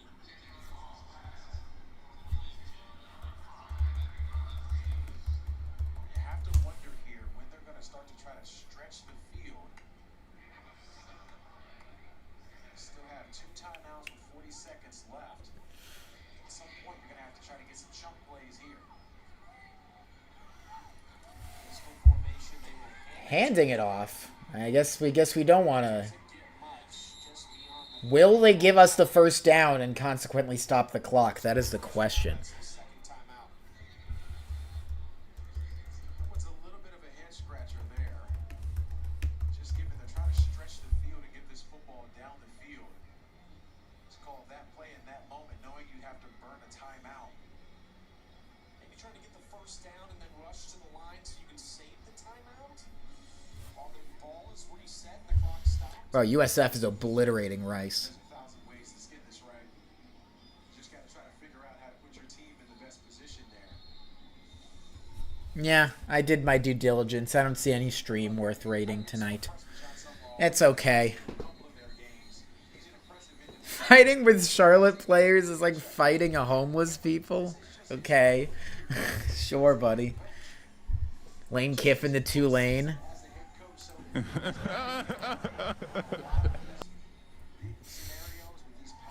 He saw how much we beat. He saw how much his team beat us by, and said, "Damn, they really need my help." Sumrall and Lane Kiffin are actually going to swap places. Now they're looking long. Retzlaff has tons of time to run it himself. Instead, he will throw it, and off the hands of an outstretched Charlotte defender there. That's a heads-up play from Colin Gill there, just backing up into position in that zone drop. Colin Gill's number 3. He'll be to the I'm surprised. Like, what? Retzlaff has really become scared to run. That's like his best attribute. eyes. And it's gonna hurt us come North Texas. He's making habits that aren't good. The redshirt sophomore. 26 seconds left. Once again, a handoff, and that should end the half, I should say. Tulane is content to go into halftime up 3 scores. That's fine. It certainly looks like a blowout, having allowed 0 points, and it could have been a lot more if we didn't have 2 turnovers. But that's fine. We will live. Fake Neil! What a great idea. If you want to fight, that's how you do it right there. So good crowd there. Very happy to see that. I'm sure Sumrall is too. We're definitely making a good pitch for him to stay. If he leaves, so be it. We will talk more about this when we return. Let's get that halftime up. We will be restarting at 23 past the hour. In the meantime, I'll be going to make my pizza. And I will be watching some football. See y'all then. Don't leave.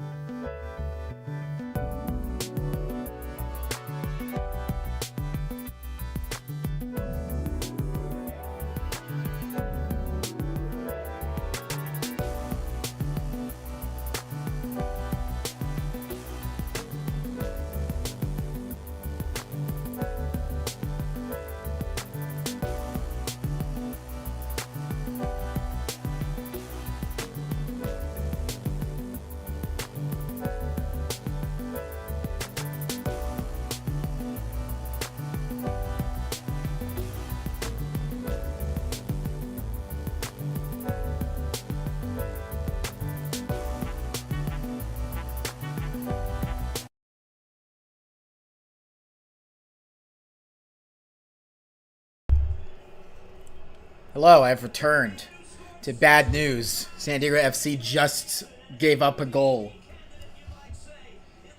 Down 1-0 already. Oh well, at least Tulane football, which is back now. Let me turn my volume up. I had it very down. Rushing record for a quarterback in Tulane history. Jon Sumrall, all the rumors about his future. They are 30 minutes from an American Conference Championship berth and hosting Tim Albin. A long way from that right now. There we go. Has a lot of confidence. Durkin will kick off to Charlotte, who has shown absolutely nothing offensively. I think that is the good piece for Charlotte, though. They got a guy who has done this before. This being rebuilding a program. Allow me to introduce myself. My name is Kai Horton. Flashes from the 49ers, even here today.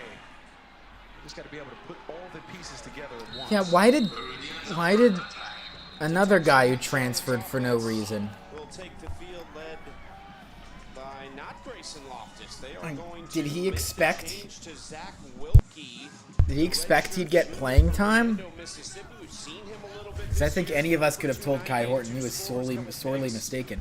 By the way, new quarterback in for Charlotte.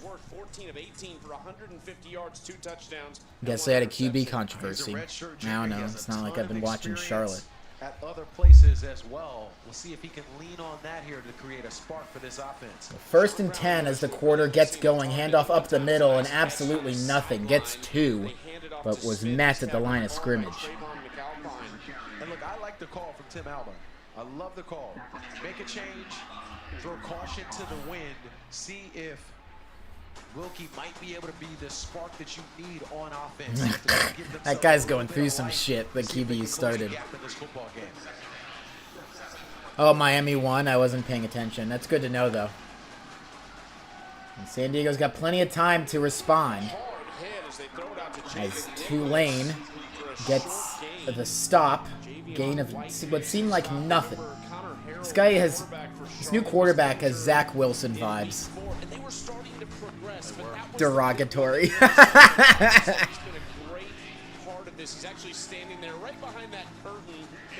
believe Zach Wilson got picked in what was it, 3rd overall, 2nd? What were the Jets smoking? What are the Jets smoking in general? 3rd and 6 for the new quarterback. Rush, throw to the outside, whole lot of nothing. What a tackle by White. No, sir. Sorry for the echo. Sorry you're late. You're making ramen. That's cool. It really is the both of these guys suck variety for Charlotte. That is for sure.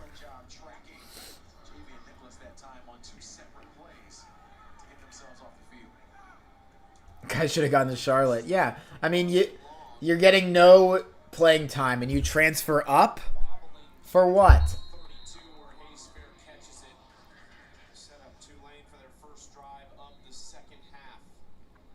Do that other Tulane guy that everyone liked. It was like 4th on the depth chart, did he? Like transferred to Abilene Christian or something.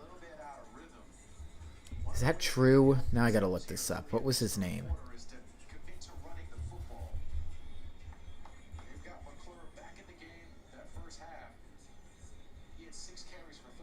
yards. They got to hand this football off to number 25 a bit more to get this offense going.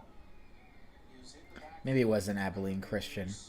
It was some like purple Texas school. He's also back in the game. Retzloff Retzloff gonna throw. throw. Pascucci, who was good to see him not being injured anymore. Getting an 8-yard gain. Franklin makes the stop. Tight ends are a big piece of it for them. They use all three of those guys. They do, and it's great when they're both on the field too, because you don't really know who to key on for the defense. Justin Reed, Yes, I was right. Carson Haggard a little attention. transferred to Abilene Christian. And he got playing time. He was their starter this year, I think. Hand off to McClure. Last time he held the ball, he fumbled. This time he gets 1 yard. It'll be 3rd and 1.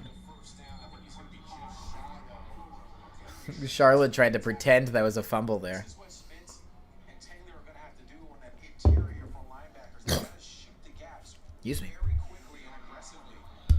19 that time for Charlotte did a good job of just breaking inside immediately to make a play to force a third down and short. 3rd and 1. Empty backfield. Justin Reed in motion. Now he's in tight end position. Got to make sure this isn't a... Now Retzloff goes under center. Does not get it. And there's a flag. You know what? No flags for Tulane so far. Will this change? Retzloff. Some verbal shots taken. Referee's mic did not work, but that was against Charlotte. Yeah, okay. Charlotte continues to be ass. How are we feeling about the coaching rumors? I mean, maybe it's Cope. For Charlotte, I just don't see him going to Florida. I really don't. Maybe the reason that Pete Thamel and all these people are saying he hasn't made the decision yet is because he didn't want to distract Tulane for his game and he was just being nice. And the moment this game's over, they will say, actually, yes, he's already made the decision. As Shaz Preston a first down and then some. But if that is not the case, and there is some merit to Jon Sumrall not having made his decision yet, I've heard his family really likes it in New Orleans. And the noise coming from Florida vehemently against his hiring has to have made it to him by some metric. And I don't care. I mean, like, sure, maybe $10 million wipes the tears a little bit, but wouldn't you rather be at a place where people want you to be? Maybe that's just me. Retzloff, quick throw outside, caught by Javon Gordon. 9-yard gain. and Sullivan will jog off, but just kind of putting something on tape. Yeah, there you go. Dig it down into that playbook. I've been once now that it's been confirmed that Auburn is out. See a little bit of that from Charlotte. My guess is honestly is that once Kiffin goes to LSU, I honestly think Sumrall's going to Auburn, and I think that's what LSU is scared of, and they have good reason to be, and I think that's why they're trying to make him make this decision now.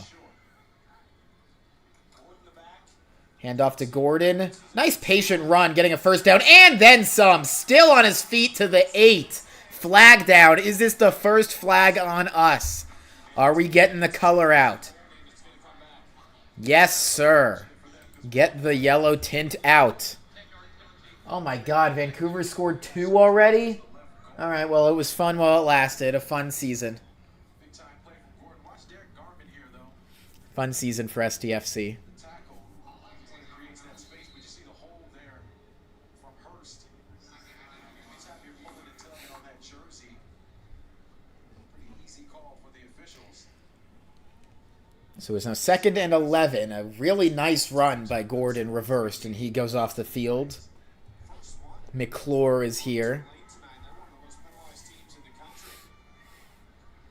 Brown Stevens in motion, middle to far. Fake handoff. Retzloff looking. Runs into his own man. Is going to have to throw it away. I'm sure Retzloff is going to want a...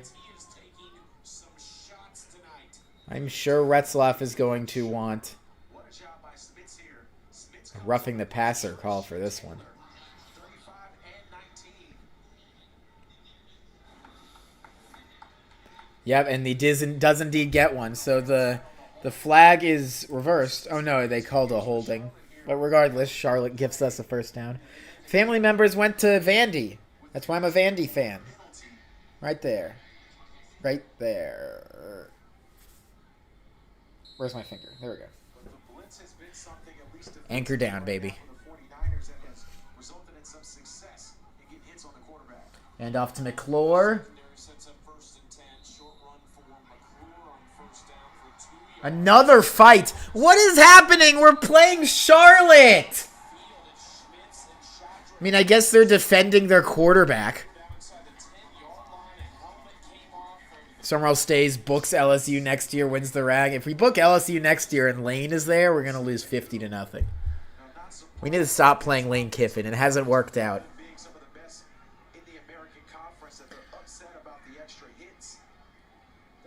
Yeah, what are we doing? What are we doing getting fucking triggered by Charlotte? After the play was over, personal foul, unnecessary roughness, offense. Get the color back. That kind of makes me cringe. That kind of makes me cringe. Oh yeah, I forgot the other reason I won't be super sad if Sumrall leaves, because we are one of the most undisciplined teams in the American Conference, if not all of football. So, you know, enjoy that, Florida, if he does indeed end up signing with you. Hope Spears gets going in Tennessee. I hope so too.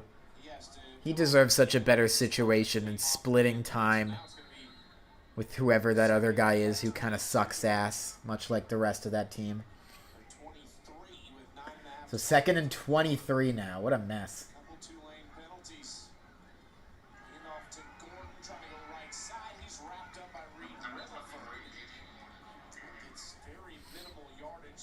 I think the one thing I'd be worried about, I think we should all keep refreshing our Twitters for an hour after this game. Because if it really is the case that Sumrall was just trying to be nice and not actually accept the offer until this game was over, then we're going to know pretty much instantaneously. The longer the wait is, the more I think we have a chance to keep him. Retzloff intercepted. Lucky he dropped that. Retzloff second time today that he just completely did not see a Charlotte player. Plays like that, drives ending like that is why I am not confident we can beat North Texas. But hopefully us being at home will be all the difference. So this is a punt now, I would assume. So flags ruin that drive for us. As I said, one of the most undisciplined teams in football. Durkin gonna try and kick a field goal. Why not, I guess. 55-yarder for the guy. Oh well. It was worth a shot, I guess. Give him a chance. Hopefully it doesn't shake his confidence too much. He seems pretty disappointed. Maybe that was a terrible decision.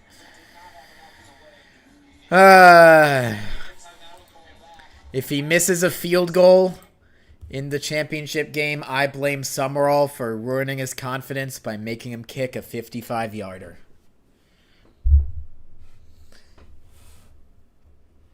SDFC still losing 2-0 behind me. I will check. Stop hurting me. So true. Add counter up. Is Alabama still destroying Auburn? Let's find out together. No, Auburn got 6. UCLA's beating USC. I'm serious. Let's get Kiffin up in here. We beat his ass. If you can't beat him, join him, like I always say. Virginia blanking VT. NC State embarrassing Belichick. Cal destroying SMU. If that does indeed end up happening, that's very interesting for the ACC. So what's the status for the ACC champion now? Virginia's going to win, and then there's going to be 1, 2. So Virginia's going to be 7-1. There's going to be 1, 2, 3, 4, 5. 5 different 6-2 in conference teams.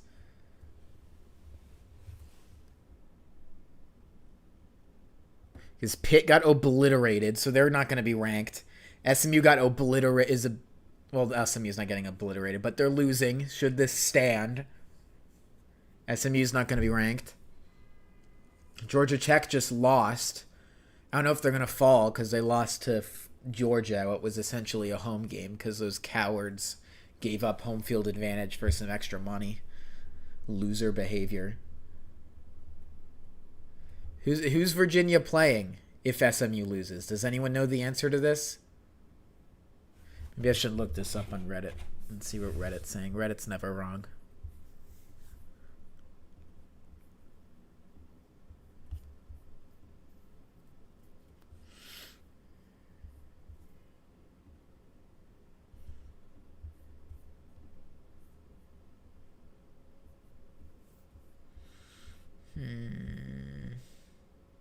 Diego Pavia's brother arrested at Tennessee. Intriguing.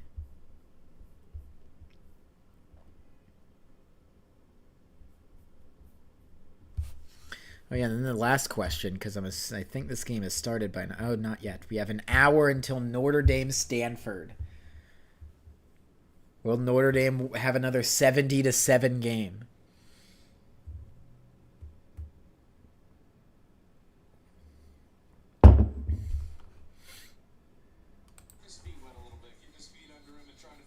Northwestern Oklahoma State, by the way.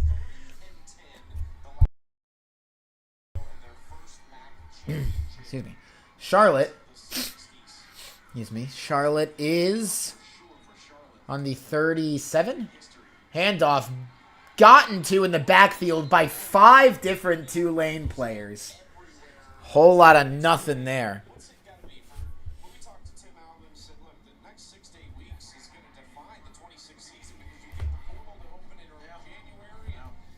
Apparently it's Duke. Apparently Mensa might, unless Reddit's wrong, apparently Mensa might be playing in the ACC championship game. That'd be hilarious. Whole lot of nothing there for Zach Wilson Jr.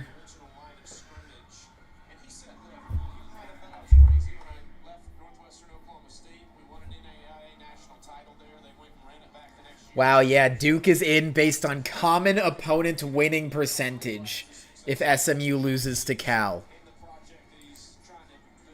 If Duke beats Virginia in the ACC championship game, does JMU get in over them? That's a genuine question. That's the ACC doomsday scenario. 3rd and 10, Tulane showing pressure. Makai Williams does indeed come. They bring the house and almost intercepted. It was! Well, he dropped it after he was down.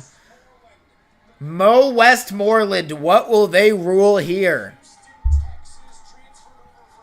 Did I see the Florida State game? I did not.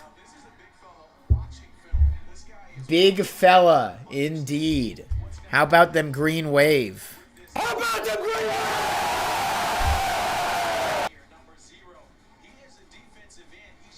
Yeah, just sitting there. Oh, that's not an interception. That's going to be reviewed. That is going to be reviewed, and over the commercial breaks that we are having right now, that will be reviewed, and that will be overturned. But a stop nevertheless, and hopefully Tulane commits less stupid penalties on the next drive once the punt happens. SDFC still losing 2-0 behind me.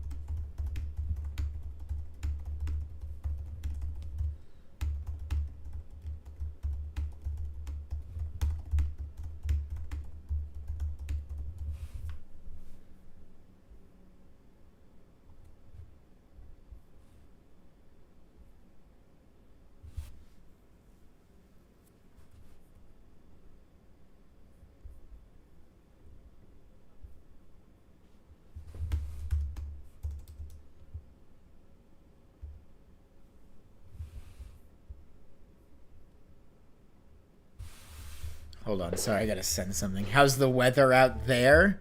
I don't know about New Orleans. Here, we don't get snow.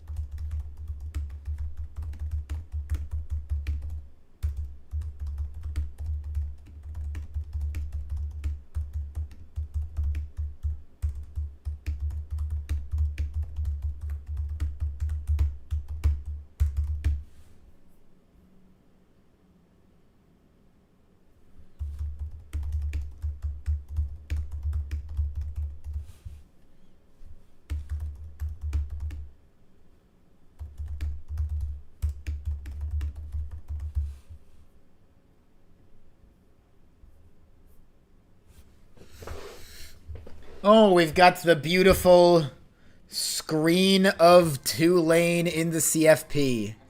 Send that to every recruit in the country. Whoever our next coach is going to be. Retzlaff, fake handoff, looking, lofting one, another fucking interception. How confident am I that Tulane will beat North Texas? Less and less confident with every throw Retzlaff makes tonight. That was terrible. What are we doing? What are you doing? Cringe. Just off. I mean, this is an underthrown football in a one-on-one situation. Man. That's just an underthrown ball. Now, nice job by Conley of coming back and making the catch. No chance. Oh my God. Why aren't we running the ball? We finally have good running backs and they're gashing the shit out of Charlotte. We do not need an unconfident Retzlaff in the championship game. Hell, at this point, keep throwing it and hopefully he gets his confidence back. It's too late now. You've already fucked him up. Step back, long throw, wide open. First deep throw in a while for Charlotte.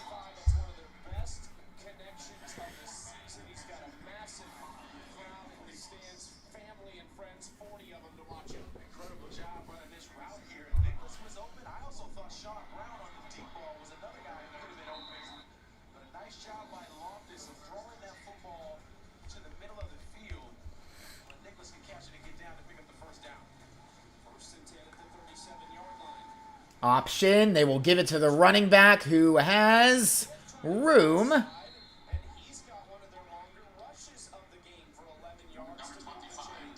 Maybe Charlotte's scoring a touchdown here will wake up the offense. God, Retzlaff has been so ungood today. Me no like.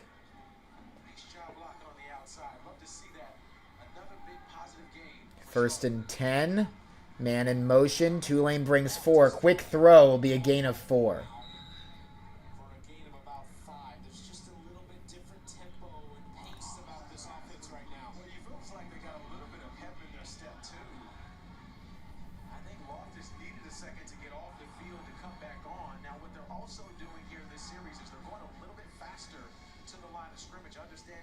I honestly don't think it matters how much we win by, unless we literally win by 1.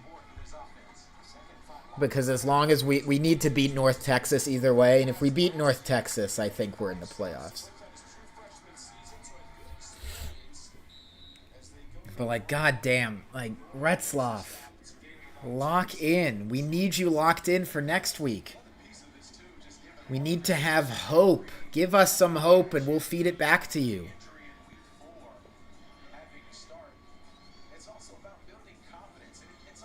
How do I feel with the managerial hire the Padres made? Honestly, I'm not. I'm okay with it.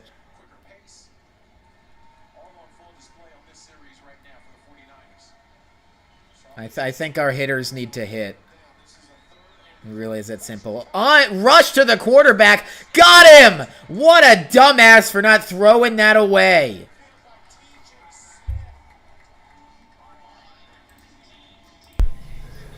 Wow. So good. You know.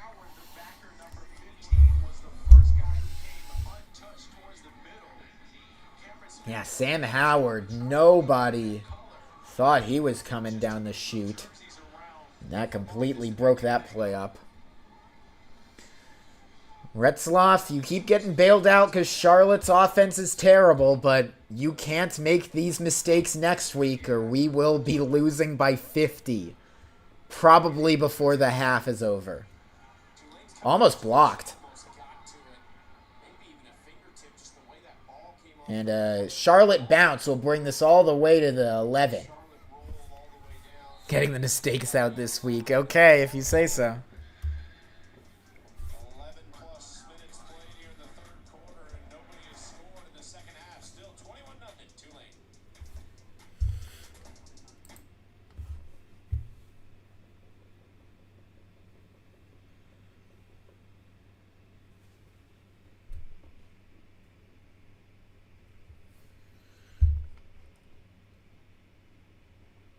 If Tulane beats Charlotte more than Georgia did, it's a big if. That is a pretty big if, the way our offense is performing right now.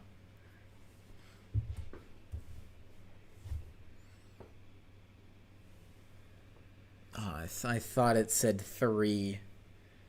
I just thought San Diego had scored 3, but it was just pixelated 0.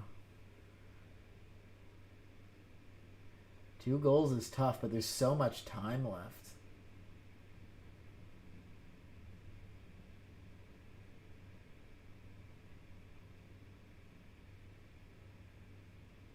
Ooh. It's a really uncomfortable way to watch a game. Looped over. Oh, that's off of him.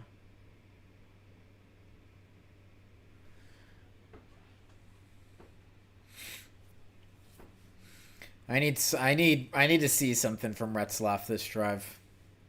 Don't even hand it off. Throw every single play. Get him in a rhythm. That's where we need him, or we're fucked. Should I put a next week worryometer there too? No ad counter, by the way. My bad.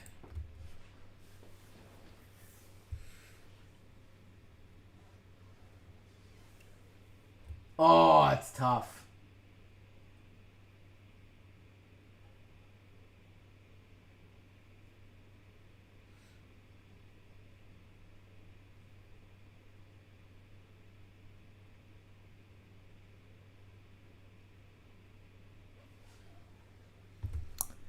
Who do you think is a better Padre, Dylan Cease or Michael King? Michael King without question, despite Cease's no-hitter. Cease sucked last year. He was disgraceful to watch. At least King just was injured the whole time. But he's awesome when he's on. I hope we get to bring him back. I hope we figure that out. Oh, good clear. That ball was in a precarious spot. Tulane is back. The With his team, would not know this is a guy whose name is right at the top of the list for all these coaching openings. This was in pregame talking to his team.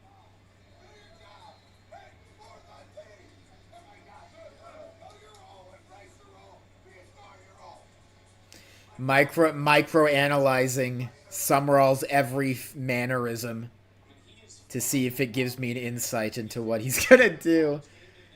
Oh, McClure's so good. He just keeps on going. He is still going.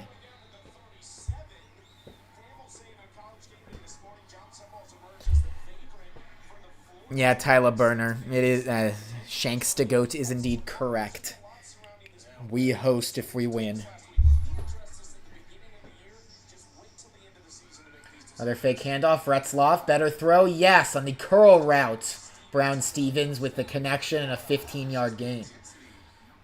This is the head coach. Now, there are a lot of different ways to pump your team up to try to get guys hyped for the game, but like he has a calmness to him when he picks his moments strategically and in the right place to get the guys influenced enough to want to play for him. I mean, I heard that lock the gates. I'm ready to get down. Like put me in, coach. Let me lock the gate with you just once. And then Two tight ends in motion switching sides. One wide receiver either side. Now Brown Stevens in motion close. Fake handoff. Retzloff stepping back. Throw underneath to Justin Reed. Nice to see him utilizing a check down and not going for the bomb when he doesn't have to. How much are tickets going to be at Yeoman? No idea. Whatever it is, I'm going to pay it.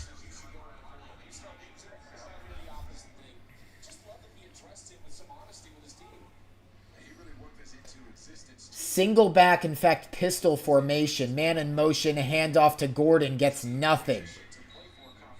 On 2nd and 2, making it 3rd and 2. Really hard to believe that he's only been a head coach for 4 years. It normally doesn't happen that fast. Chucky is normally not that fast. I've been at Tulane before. Spent 3 years as the co-defensive coordinator from 2012 to 2014. Building off a 9-5 Handoff. Nice little hole there. That turned out to be a big one for Javin Gordon. 1st down. My variety of streams. True. just continuing to keep rolling. The right guard that time, Elijah Baker, number 73, had a terrific block on the inside to create that space for Gordon to get up the field, to pick up positive yardage. That to me, 1st and 10. Clock is running down on this quarter. offense and defense. Reed shifting across the line. Terrible throw again for Retzloff, who's not happy with himself on the screen. Man, it's not looking good. You know what? If nothing else, this gives ammo to those Florida fans who are protesting their offer of the job to Sumrall. They can't even beat a 1-10 team by more than 21. Although I wouldn't blame this game on Sumrall by any stretch, except for maybe that unsportsmanlike penalty on account of throw to Brown Stevens gets a 1st down, by the way, on 2nd and 10. But that's like the what's the word I was looking for? God damn it! Discipline, lack of discipline. But everything else, I feel like it's been all Retzloff, and then one unlucky fumble from McClure. But Retzloff's looked pretty shit today, or at least much less consistent than he had been for the weeks leading up to this. Well, tries to throw outside again, looks much better. Holy shit! Did Hayes just get a fucking concussion? He fucking flopped to the ground. I didn't like that at all.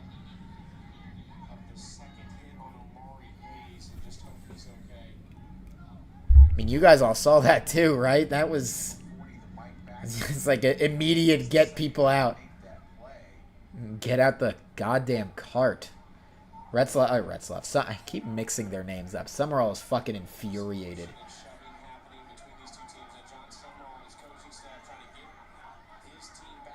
Hope Hayes is okay. Sheesh.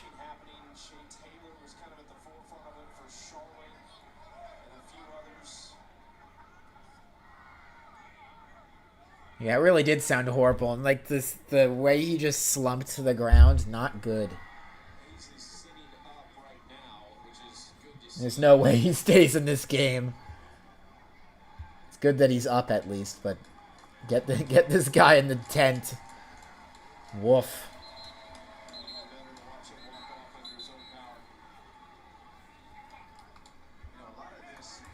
Sumrall can't believe there's no penalty. He's pissed.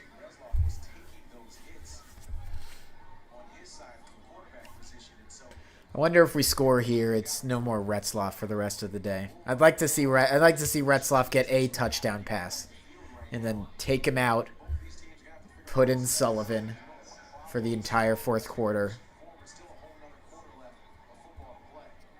I don't know. There's arguments for both sides. Because on the other hand, you'd really like to see Retzloff get probably another drive under his belt. But if he gets injured, we're fucked. Pressure. to Gordon. Loses the ball out of bounds. Nothing doing on that play regardless. 3rd down.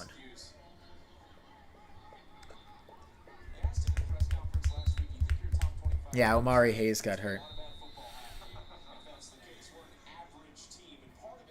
We're an average team. He's exactly right.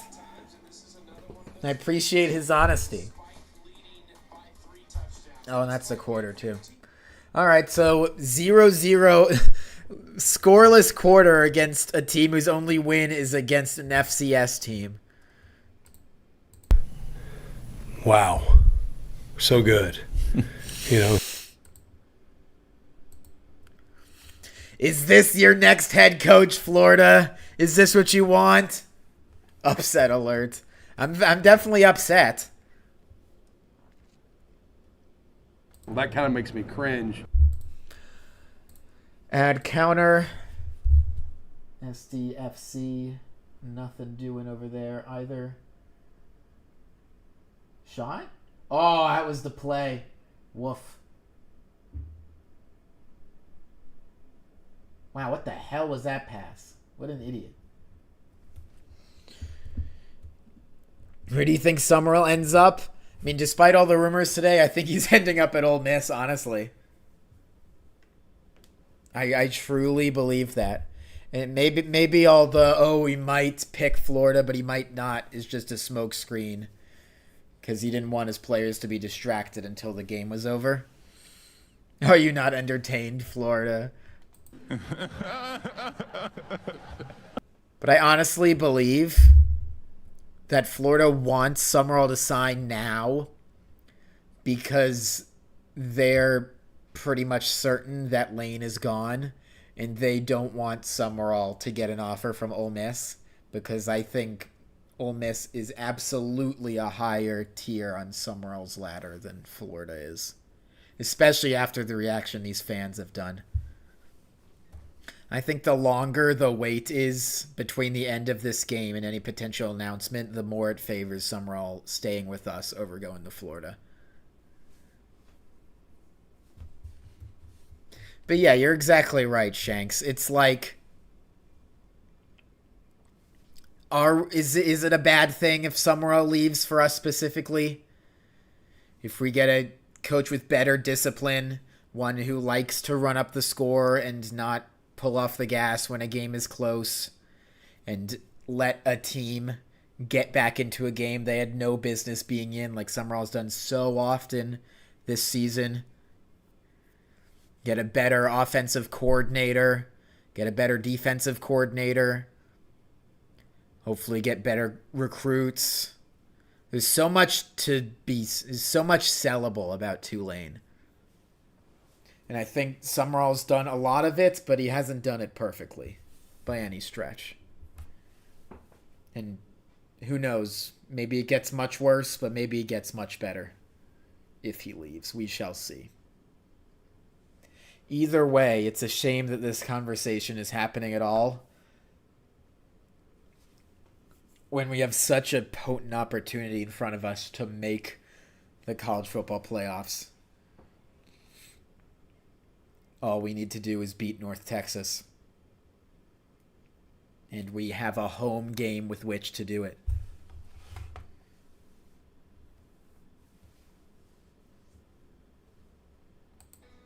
Superdome earlier today, and it is a party atmosphere downtown, as it always is in New Orleans, of course. Tulane. Cal still beating SMU. That's certainly interesting. Something to monitor just out of morbid curiosity for Duke potentially making it. Auburn only down 4. Oh my god, 3 behind me. I'm getting this shit off. Oh, fumble, by the way. Oh my fucking god. You cannot be serious. We're playing so fucking badly. It's so funny. Like, we're still gonna win. Because Charlotte's offense is a fucking joke. Okay, we did recover at least. Alright, let me get this off my screen. Well, it was a good run for San Diego FC. Very fun first season. But you're not recovering from 3-0 in the MLS. In the playoffs of the MLS.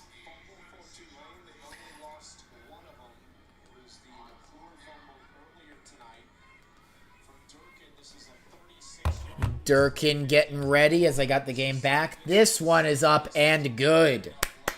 Nice. Still a 3-possession game. There's a little kicking. Honestly, 24-0 almost seems almost as kind of a worse looking score than 21-0, because 24-0 makes it like, oh, you needed a field goal against Charlotte? How embarrassing. There's a little kicking.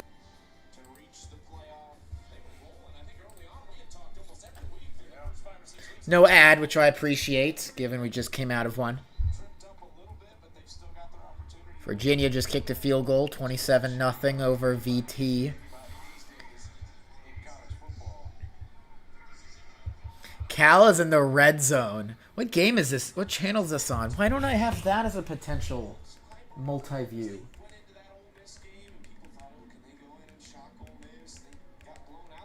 Why is this not? Here we go. Is this what I want? Yeah, that works. Okay. That's cool.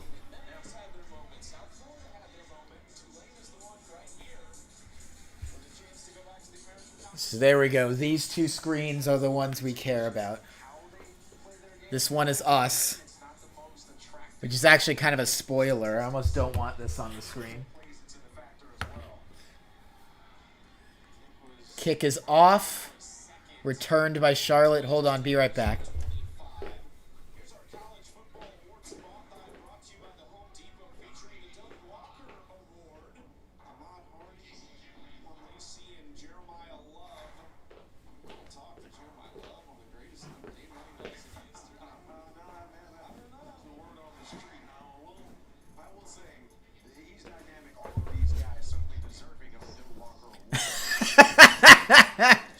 I don't want that in the background spoiling. No spoilers. This is the stream I'm watching. 1st and 10. They switched quarterbacks back, by the way. No more Zach Wilson Jr.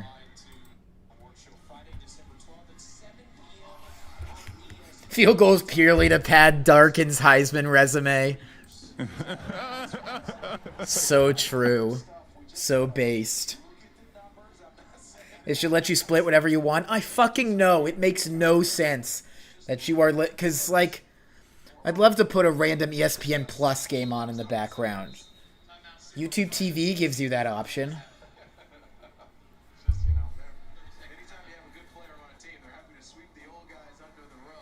Nope. Timeout by somebody, so the being happy of a lack of ad was short-lived. Cal's up 17-7 on SMU. 2nd and goal from really far back. Cal's not terrible. They're just not very good either. I mean, they did fire their... Oh, yeah, you know what? Because they did fire their coach. This is the textbook fired coach game after boost. And SMU is on the losing end of it.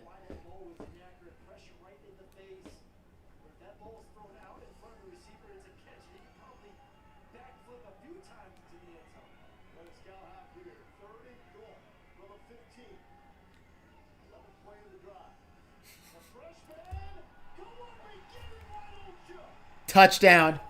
Wow. Duke's going to the ACC championship. Barring a monumental comeback from SMU.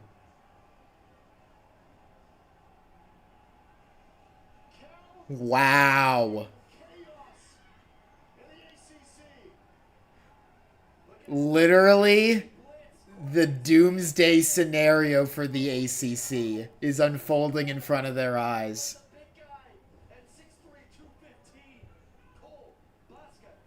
That's crazy.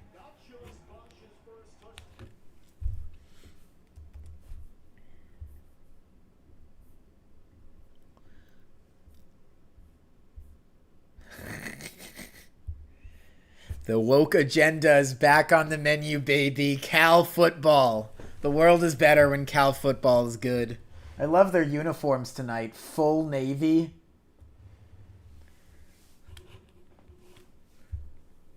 I remember when Auburn lost to Cal last year? That was funny. Miami does not get an over Duke, from what I'm hearing, because of some stupid tiebreaker shit.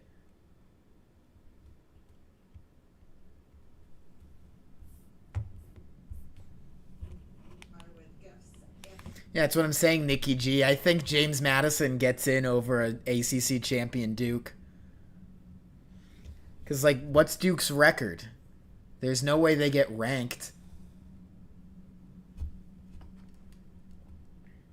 They have some shitty losses, including one to us. They lost to us.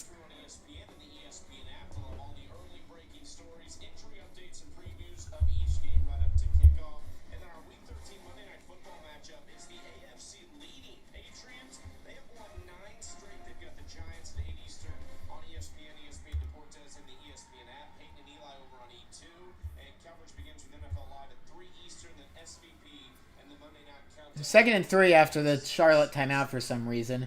Gonna be a reverse. Will they look to throw? No, Nicholas will keep it himself. Get a first down. Takes a massive hit on the 39.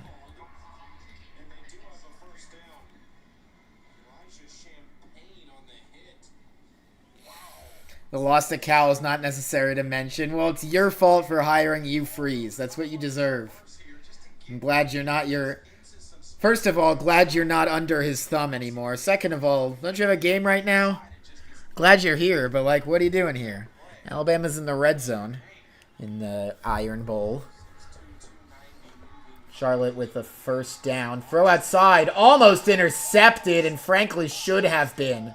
Jumping the route was White.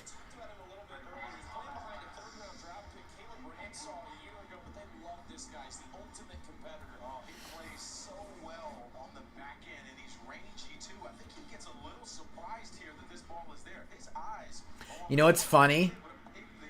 If Duke actually wins and does jump James Madison for that stupid reason, they're not getting ranked above us. Which means all of a sudden we're playing the number 6 team instead of the number 5. But obviously, this assumes we're beating North Texas, which, like, with every throw by Retzlaff, I become less and less convinced of that happening. Flag flies. More extracurricular activity against fucking Charlotte because our team has absolutely no discipline. This is actually hilarious. Well, that kind of makes me cringe. Is this what you want, Florida? This coaching performance? I'm not going to say you can have it, but clearly you want it. Accept the whole package. Get used to it.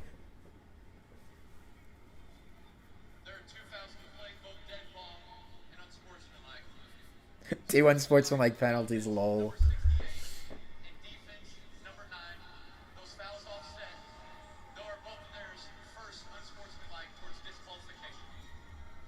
Now, Chucky, I just want to commend Jon Sumrall on the way he reacted to that play as it relates to his player and their portion in it. In a lot of those instances, you will see coaches just be really emotional, really upset about the performance and the penalty as it relates to it. We'll take another look at this at the end of this play. But I have to commend Sumrall on using it as a teaching moment and doing it in a calm, sort of fatherly-like way. I think that's what makes the difference for him in terms of how he connects with his football players. Ball start. Offense. Number 88. 5-yard penalty. Still third down. We saw a similar thing last week, too. We talked about high-pressure games as well on the road last week in Temple. So it's not just because they're up 24-0. That's just something he has done.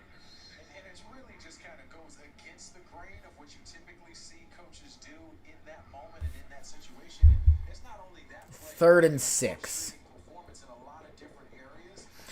Ducks always find a way to choke in the playoffs. Bravo, coach. That's hard to do. 3rd and 6. Yeah, they certainly did last year, but against a much better team than Tulane's ever been. Deep throw. What a catch! Respect. Falling away. Oh, they call it incomplete. Lucky for us. That guy should transfer here. He is from New Orleans. What are you doing over there? Chris Rogers is the guy for the Green Wave. Number 4. Their backer who goes inside. What a job at the end of this play. Oh, yeah, he was bobbling it. Bobbing the fuck out of that shit. Okay. See, it was bobbling and it hits the ground. It's an A&M fan, do not hire Jimbo Fisher. I don't know, that'd be pretty funny. That would have been a heck of a catch if he was able to hang on to it. USF should hire Jimbo Fisher. That'd be funny.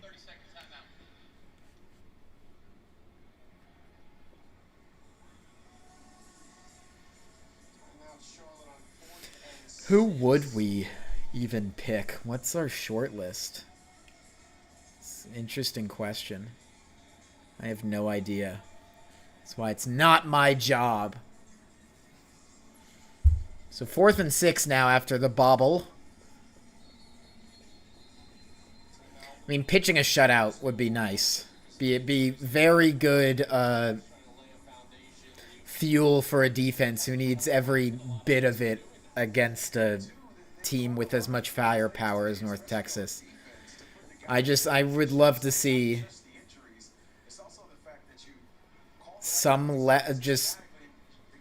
love to see Retzlaff get on track just a smidge. Either Retzlaff get on track or just straight up take him out for the rest of the game. Either way, it's fine. But if Retzlaff stays in, it better be for a reason.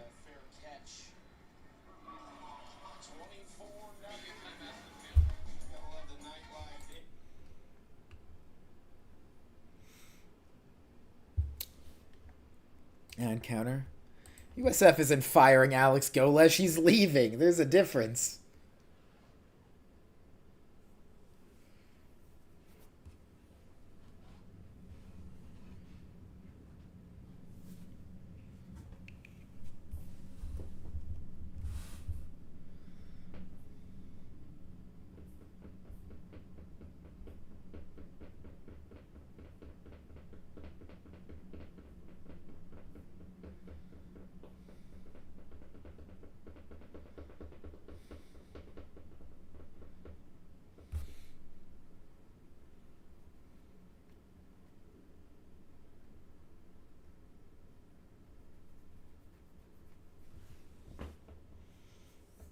How's Bama doing?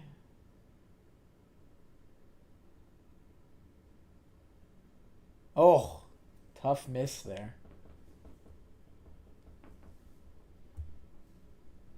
Yikes. Gotta catch that shit. Oh, Auburn is punting. They did hold Alabama to a field goal, so it is a 7-point game out there. But Alabama gets the ball back with a chance to go up 2 scores.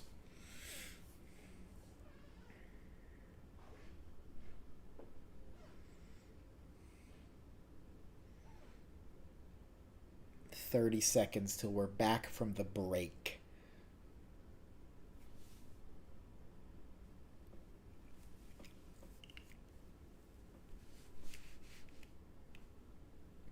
Did I just break this?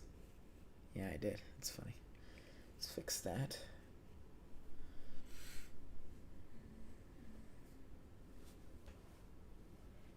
Ugh.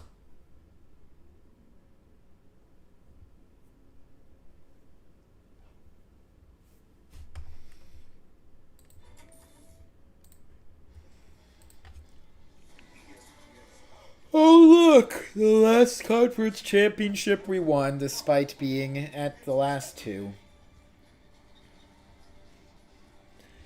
Tulane's on their way to 4 straight if they hang on and win this game. They have 4 straight conference championship appearances is actually insane, by the way. And I know it's a diminished AAC than it was in our first year, but still, we got there in 2022. And it's not like this conference isn't good. Memphis, ECU, USF, North Texas, and us. 5 quality teams. the way they've been playing. I think it's those non-conference Whoa! Good play by Retzloff in the face of pressure. That's good to see. Sign up now at ESPN.com and fill out your own CFP bracket challenge presented by AT&T. Might be a Mountain West champion in the playoffs? Hell no. What gives you that idea? At Ole Miss, but they got the wins over Northwestern and Duke. That was earlier in the season, but just an excellent performance to start the year. Think we're going to get Charles Huff? Wave. You have a good enough season this year to convince you of that at Southern Miss?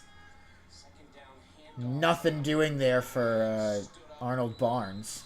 Moves the pile a little. I'm not muted.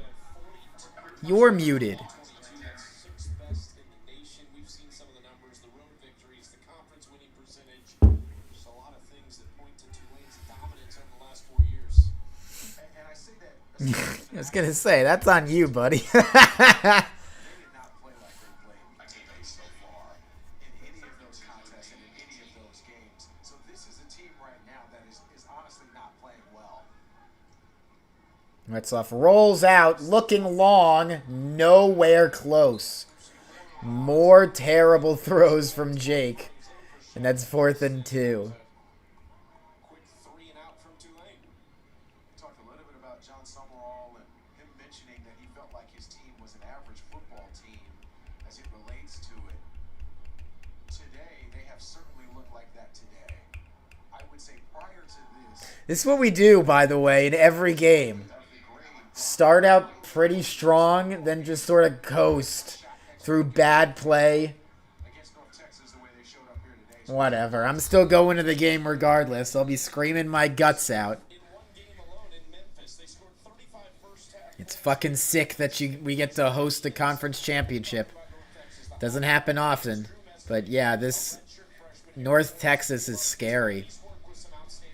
We need to study the fuck out of the tape of however USF was able to beat him. He's just not playing a lot of football out of high school, and he comes in and he's torn it up, and then Caleb Hawkins is a true freshman. Yeah, both these guys have really just been lighting it up, and two really young football players making a SMU did just score a touchdown. teams.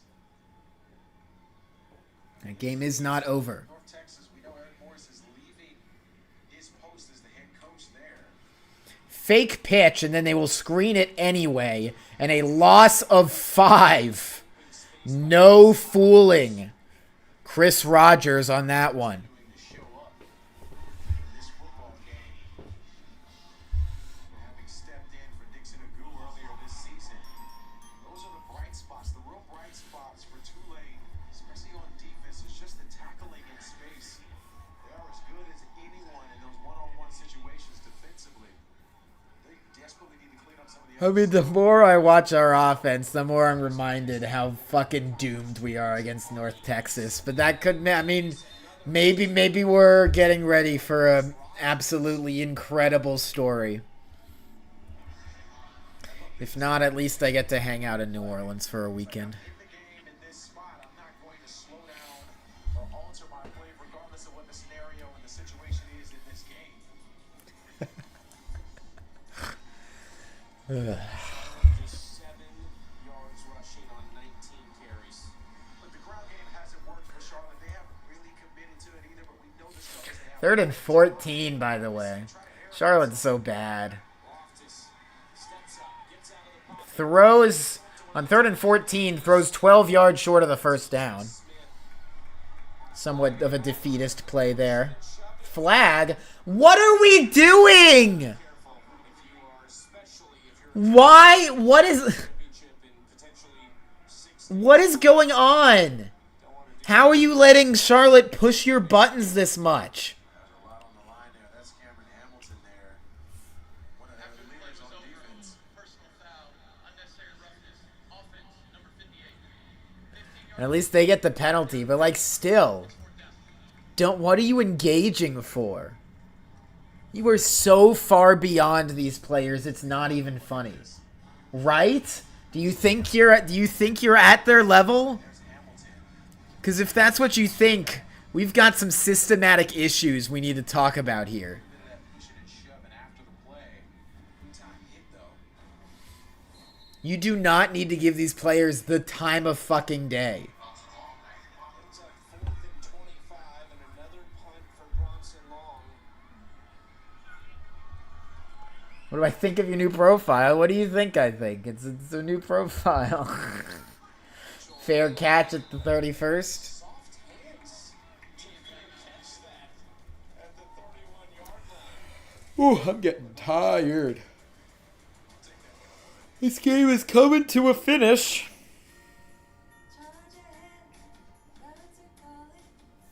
Getting one more touchdown really be nice as far as resume building is concerned, but it really doesn't matter. At the end of the day, what are you prepared to do against North Texas? That is what I'm asking. And what is Sumrall going to do on Sunday? Those are my two questions. I'm going to be very frustrated if Sumrall says he is indeed leaving and then we get obliterated by North Texas and the entire Tulane fan base says, oh, it's because the team was unfocused because Sumrall left. No, it's not going to be that. I can promise you that. If we lose to North Texas, it's because North Texas was the better team. And no amount of focus... Reed, by the way, amount of focus we basically haven't had all fucking year. Despite the first, except for the Duke game and the first half against Memphis. Towel on the TV is because the Tulane game's behind there and it's a bit ahead of the stream, so I don't want my video to be spoiling when I haven't done a reaction yet. Because on the ESPN app, you cannot... choose what your multi-view is. They have preset multi-views.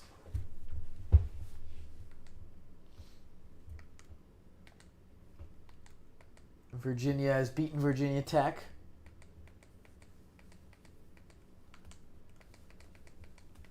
Like, look at all this shit. Why do I have to do this? Why can't I just pick my own?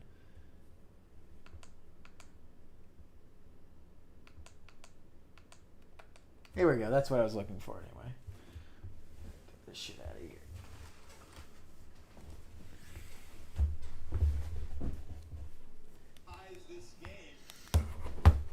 Auburn's got the ball back, by the way. Very interesting things going on behind me on both screens. If Alabama loses, they're not making the playoffs, right? There's no way. It's a big if, though. They are still winning by 7. Come on, Auburn. Do something funny.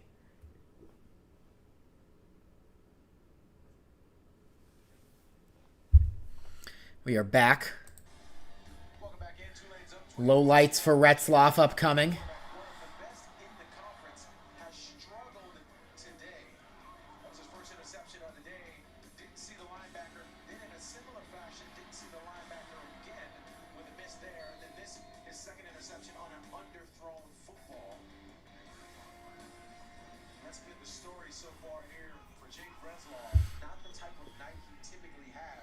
I just don't know what Florida's main booster has watched in Sumrall this entire season and has them thinking, yeah, this is the guy who is fit to lead my SEC team currently in a dumpster.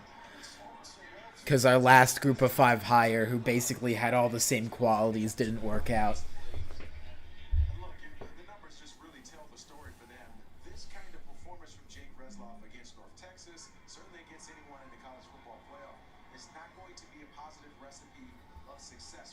That's what I said. Fake handoff, quick throw, caught by Mama Hats, although another kind of shitty throw, bailed out by a nice grab.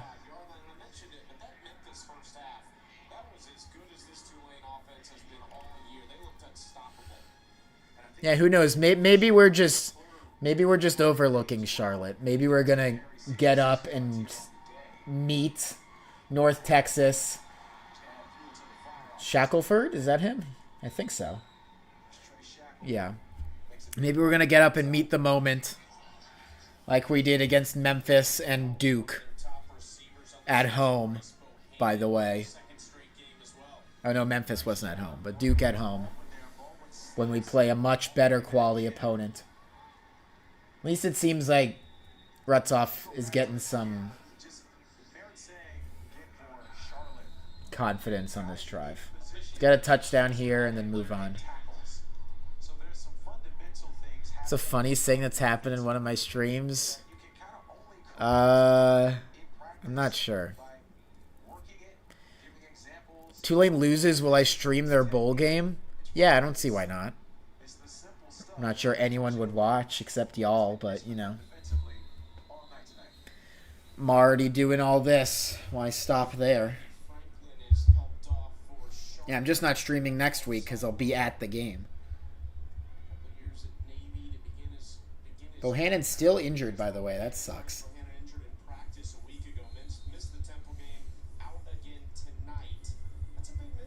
You know, a Florida fan, he doesn't want Sumrall. He's not alone. I've seen a lot of them. Yeah, let's get a touchdown for Retzloff and then call it a day. Retzloff stepping back, throw. Brown Stevens blown up by Charlotte all over on that play, and it'll be 3rd down and long.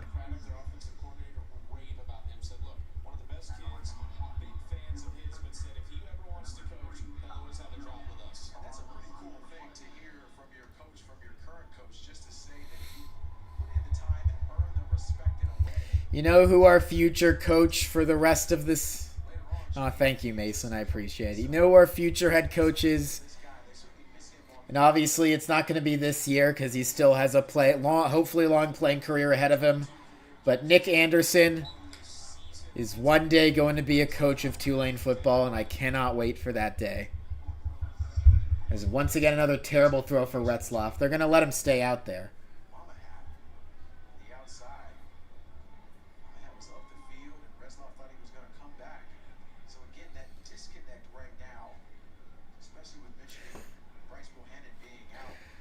So here we go, 4th and 7. Good opportunity to get some practice in. I'm going for it on 4th down. All or nothing here. You got to get 7 yards or you're done. Charlotte showing pressure. They step back a couple of guys. And a timeout by Tulane. I'm assuming that's going to be an ad. Maybe it's not. One can hope. Oh, maybe no ad.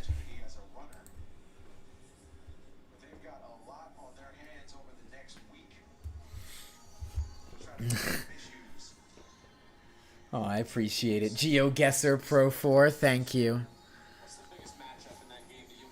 I'll take an 8.2 out of 10 any day. Solid B-. Won't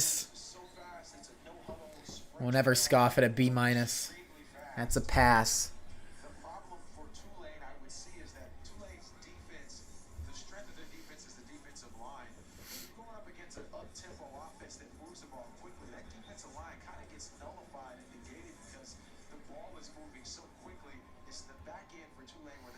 Oh, now we aren't going for it? Okay. Why are we giving Durkin another massive kick? We need him confident. Come on. That one looks like it's good, though. Good for him. All right, fine. All right, well, his confidence goes up then. Amazing coaching job. By Jon Sumrall. Sumrall, what was it? Good. Yup, it was good.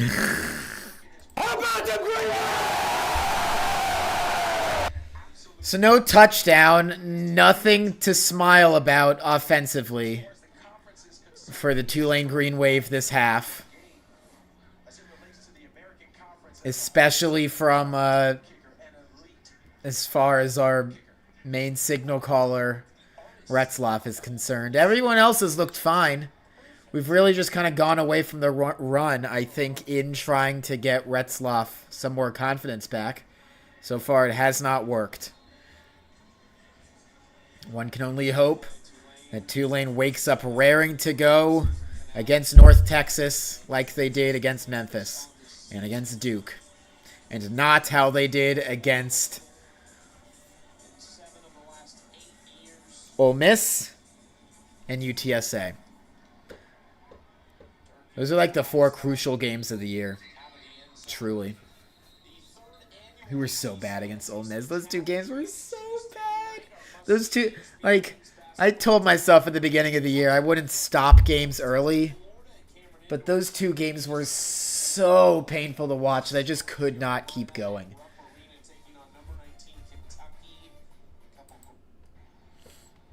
Lil Durkin legitimately our best player this year. True.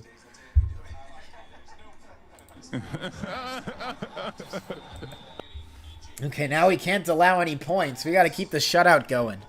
Make ourselves look better. No more first downs.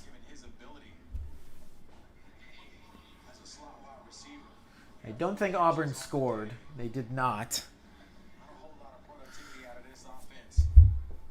First and 10 on the 45. Quick throw to the outside. I think he dropped it. They will say it's a catch for a 5-yard gain. I feel like he almost covered that up instead of catching it. Hope Jon Sumrall stays. I do. I mean, I do too, because I like consistency and I want to see this team at the most focused they can be. I don't want anything to be hanging over their heads of what could be a historic night for the program tomorrow, or next week, I should say. Screen does nothing, loses 2. But at the same time, I mean, there's a lot to like about Sumrall, but if there's one thing I've learned this season, there's a lot that could be better too. Again, it's hard to complain about it being 10-2. And he certainly proved that he can adjust, which I was still waiting for him to prove after that humiliating loss to UTSA. They bounced back against Memphis. Have put themselves in a good position. Sack, by the way! Looks like the shutout will continue. At least our defense is getting hype. Oh, San Diego FC scored. Good. Only needs 2 more. Chucky Lozano.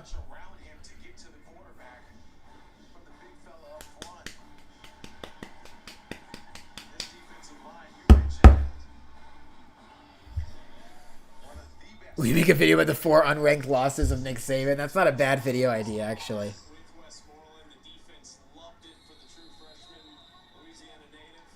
Wonder how I could frame that in an interesting way.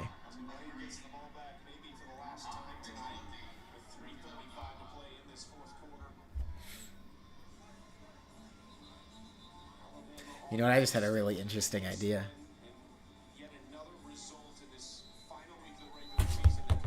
I might steal your idea. I might steal your idea, Mason, but with a fun little spin on it. Let me add this to my list.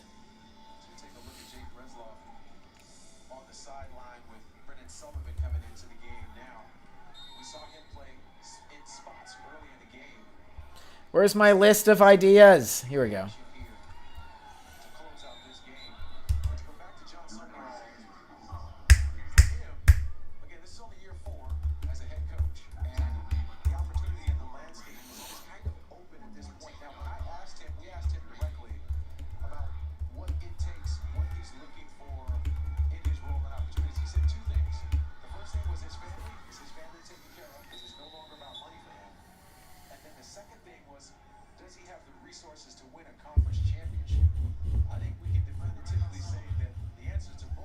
Appreciate these announcers carrying water for Tulane, at least.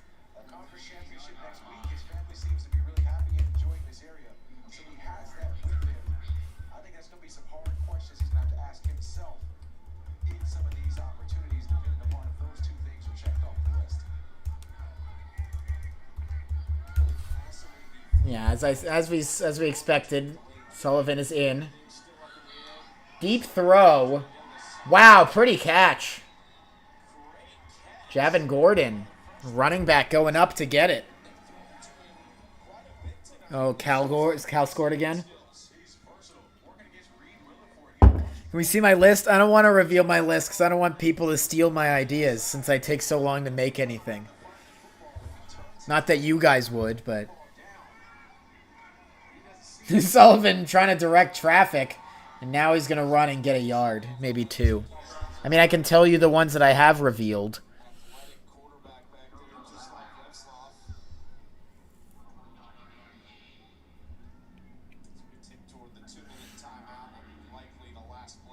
Honestly, a lot of these I'm probably never going to make.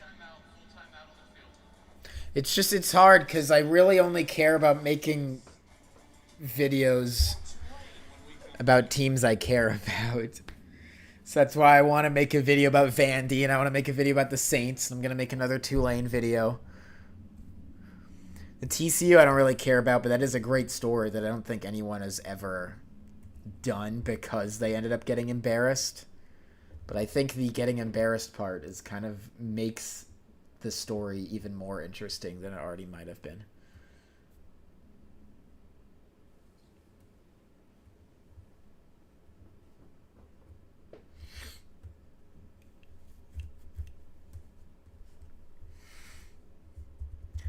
I mean, like, one of these is Penn State in the quest to make the playoffs. It's like, they've made the playoffs now, so that video is outdated. I could probably just delete. In fact, I'll delete that right now. The other one was the quest to beat Ohio State, a retrospective. Like, I had that idea like 3 years ago. When obviously Michigan lost this year, but they had won like 4 or 3 in a row, I think. This would not have been as potent as before. Texas and the quest to be back. Obviously now Texas is back. In one respect or another.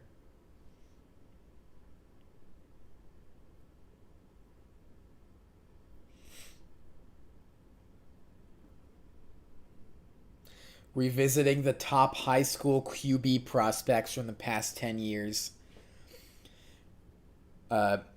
AKA stop getting so excited about QB prospects, which is a fun video idea, but I think I looked it up and I think someone made that video already. I think it was like Matt Be Great or something. I could be wrong.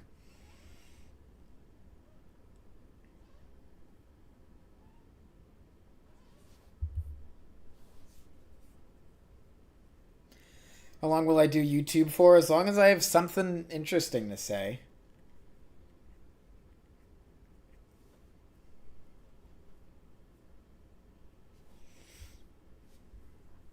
A video idea I really liked was the search for the worst dropped interception of all time. I think that'd be a really fun video. But how do you even research that? Dropped interceptions is not a stat.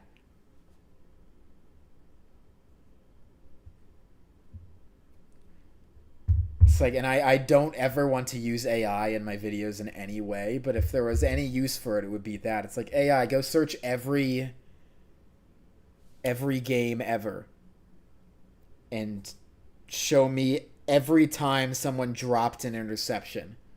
And it would get it completely wrong because AI only knows what we know. And if we aren't keeping records, there's basically going to be no way. Sullivan, good job to not get sacked. Michigan State in the quest not be eternally trash. The Florida State downfall. Yeah, one of my ideas was the greatest collapse Florida State's 2024 season, but like there's no fun in that. Unless you're a Florida fan. Where's the intrigue? Where's the story? It's just a team losing a bunch of games. How to suck an ACC retrospective. Javin Gordon. McClure outside on 3rd and 7. Still moving. They blew the whistle early. Wow. That's unfortunate.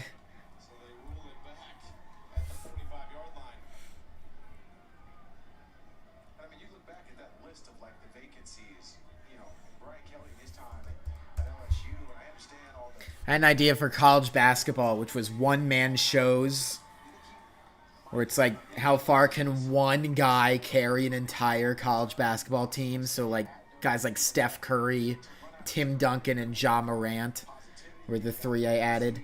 Where one guy's just so transcendentally good that he carries a team. Obviously, number one above everyone would be Larry Bird.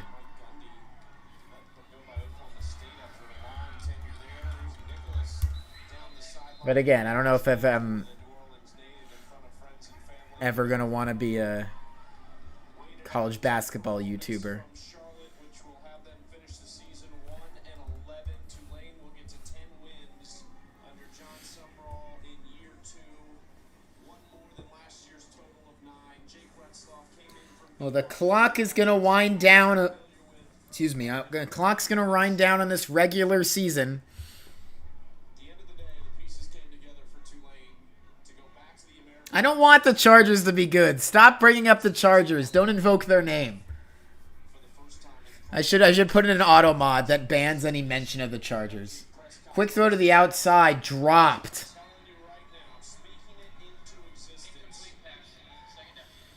And as the clock slowly will trickle down on the regular season for Tulane, they're going to be 10-2, 7-1 in conference, hosting the American Conference Championship for the right to go to the college football playoff.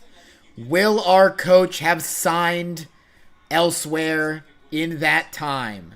Will we get destroyed by North Texas or get up for that game?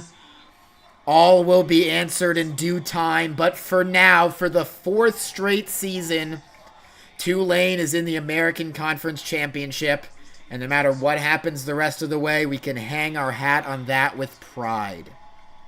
Thank you all for being here the entire way throughout all of my streams this year. It's been a fun ride. Unfortunately, I will not be doing next game, but I hope to see you all there. Look for the guy wearing this shirt and the back being watch my Tulane football videos.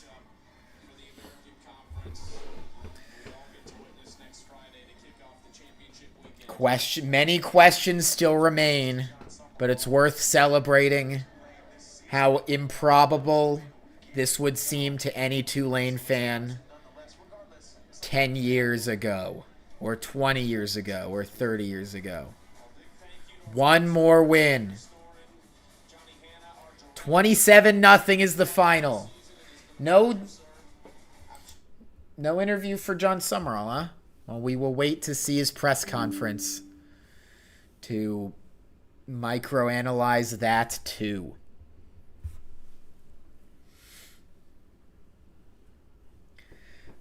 We can't lose you. I mean, I will stream round 1 of the playoffs if we make it.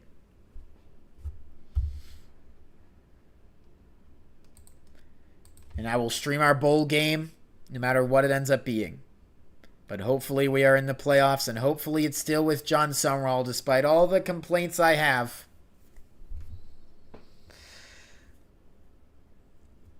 Tulane is better off with him than having to find a new coach. Even if that new coach ends up being a step up. Any Tulane basketball videos coming? I have been thinking about streaming a Tulane basketball game. But they kind of suck. I'm thinking because they play UCSD, and that's a team I actually know a bit about. They play UCSD in Vegas. So I don't know, maybe I'll stream that. Maybe I won't. I don't know. Air traffic control simulator. Not tonight. But yeah, I can stay for a bit. I've got nowhere to be. Anybody want to talk more coaching carousel shit? Be more exhausting.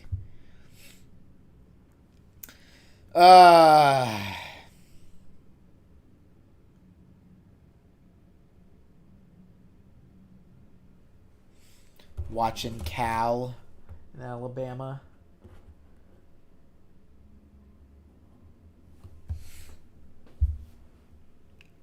Thoughts on Oklahoma?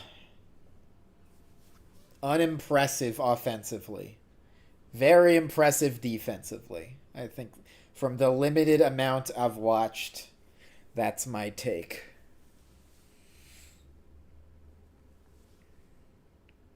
And also, by the way, not to brush this by the wayside either, $357 raised over the course of my streaming between the 2 test streams and then the season this year. That's fucking unreal. I appreciate even those of you who didn't tip or whatever it's called, super chat, I think it is. I just appreciate you guys so much for being here. As I've been saying, I wanted to do this because I wanted to get reactions of me to Tulane games for the video, and any interactions with any of you guys is icing on the cake. Thanks for making it not a ghost town in here and have me just talking to myself, but having people to react to in the meantime. Can you pull up the game cast of the Alabama game? Which would you guys rather be paying attention to? Oh, it's tied? Oh, maybe I will. Maybe I will do that.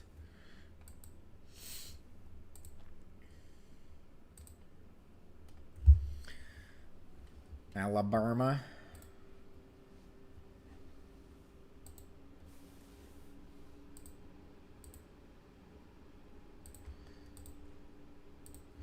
Whoops. Why is that still there? Let's get you out of here. Thoughts on Indiana? I have not watched a lot of them. I watched the Penn State game where that last drive was incredible to witness. Past that, they seem to just destroy everyone. This next game is going to be awesome. I'm going to watch Alabama Auburn. You can have my idea. I can't do anything with it. Thank you. I appreciate it.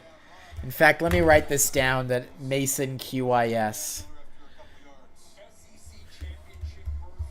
Mason QIS.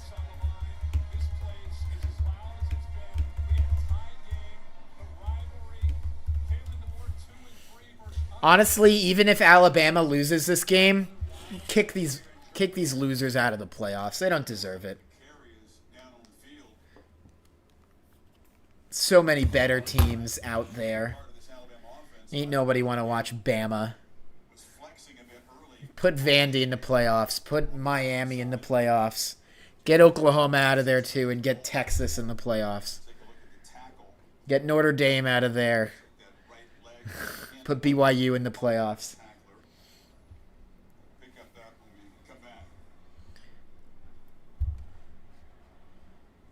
I was told that someone in Notre Dame scored already. Yeah, that's what's going to happen. Vandy deserves it over Bama. Did Vandy lose to Bama, or did they not play this year?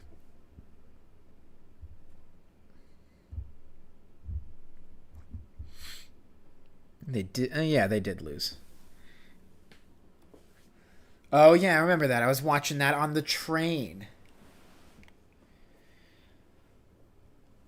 Yeah, that game was frustrating. Vandy had their chances, just kind of biffed it. And then Texas, they just completely... It just got obliterated in the first quarter and then somehow built it back, but just not close enough. Get Michigan in the playoff. Michigan's not going anywhere near the playoffs. Michigan's got a Sharon Moore problem. I saw a tweet that was interesting. It was if Michigan fired Sharon Moore, it would be the #1 job in the country. And if Sharon Moore was fired, he would not get a Power 4 job anywhere. That says a lot. It's not necessarily my opinion, but I thought it was an interesting take. Do I know the I Like Trains kid? I am the I Like Trains kid. Except I've never been hit by a train. Thoughts on Kennesaw State? I have been on their campus before, or at least right across from it. I ate at a Mellow Mushroom Pizza across from their campus once. That's my thoughts on Kennesaw State.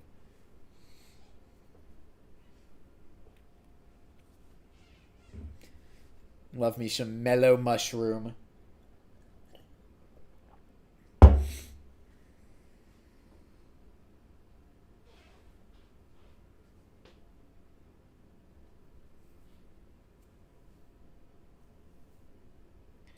UVA will destroy Duke again. I don't disagree, but it'll be very funny to see it. SMU does have the ball, though, trying to mount the comeback. Down 10, but driving. Much longer ads here in the Alabama-Auburn game. They don't give me a counter, though, so I can't help y'all there. We are back. UNT 42, Tulane 38. Honestly, I think UNT 42 is a good take. I think Tulane 28. Based on how Retzlaff played today. But who knows? Hopefully our defense can step up for the first time all year. Answer the bell. If there was a tune-up game they needed, it was today. Like, this is the worst team maybe in all of FBS offensively, but our defense actually looked the part for once.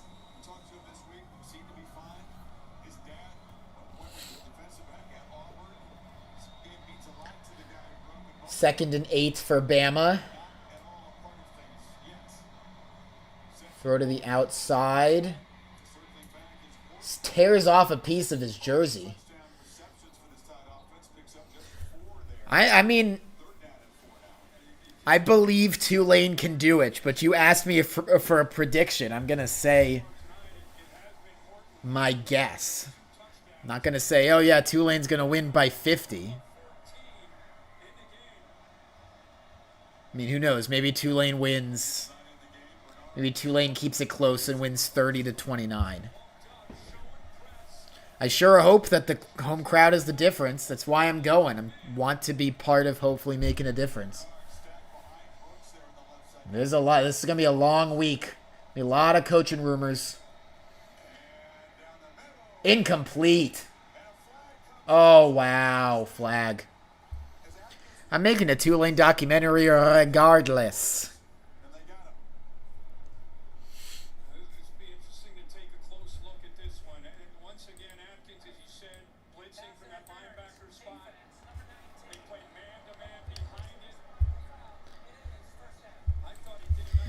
UNT is not a close game at all.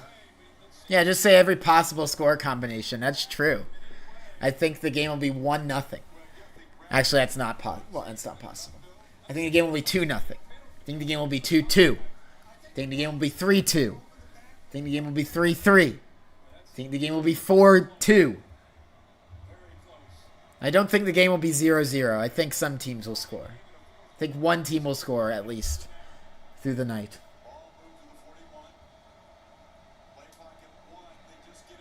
Hand off up the middle, falls over. Come on, Auburn, please win. It'd be so funny.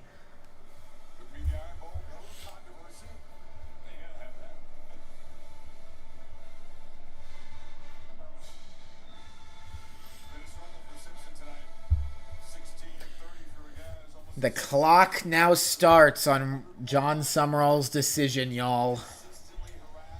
Did I have any experience with editing or storytelling before my 2022 video? It's funny no one's asked me this before. So, I have a league, a fictional league going on Out of the Park Baseball. That's been going for about 80 in-game years at this point, I think. Maybe 70 in-game years. And, when did I start this? While I was at Tulane, I think it was, it was in 2018. I was like, you know, be more really immersive. I should make a urinating tree style, or a hater's guide for my fictional Out of the Park Baseball League. And I did that and then recorded it, and it was the most stilted recording ever. In fact, I should see if I can find it for you guys, like a little treat. Interception? No. Wow. Falls harmlessly incomplete. But over time, I kept iterating, getting better in reading a script and enunciating it. Got better at writing scripts that were more enjoyable. A couple times I did actually do video versions, not just audio ones, and got better at using iMovie. Like, I'd already known iMovie. Excuse me.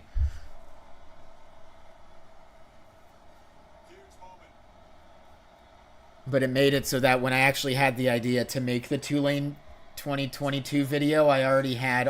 Oh, get his ass! Come on! How do you not stop him? That's terrible. Wow. Auburn had 4 separate chances to get this guy down, and they couldn't. Let me see if I can find one. Find the first one. Because I have a whole ass playlist.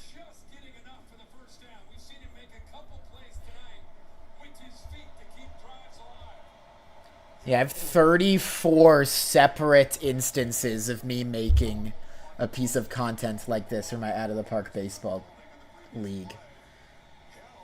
Wow, Burke can tackle there. One sec, let me listen to this. I also did 3 legacies of failure for that league, which were fun.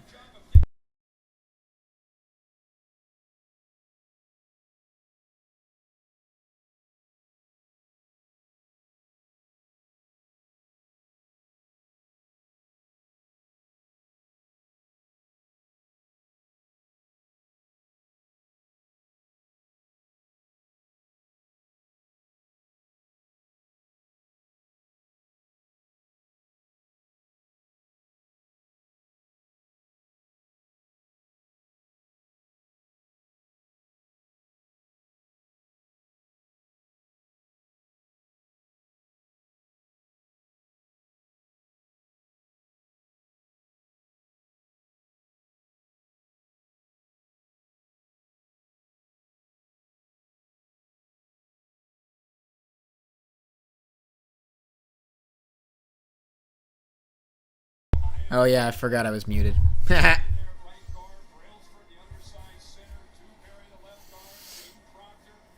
Okay, so yeah, when this game goes to a commercial next, I'll show you guys the...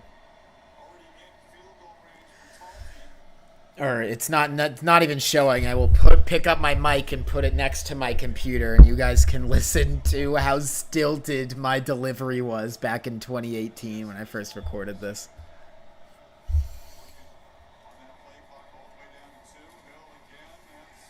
Third and long.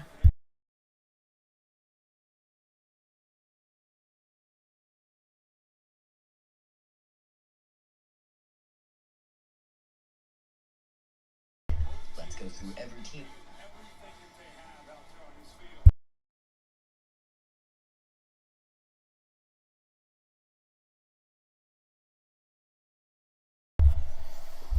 Third and 6. Big play here.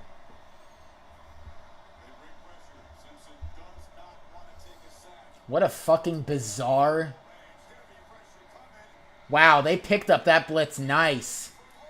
Touchdown. Oh, he dropped it. Wow.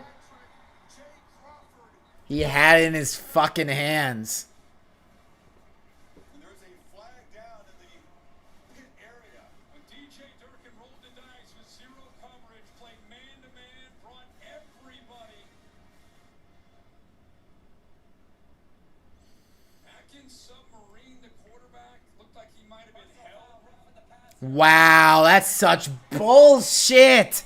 Alabama gets bailed out every time I watch these assholes.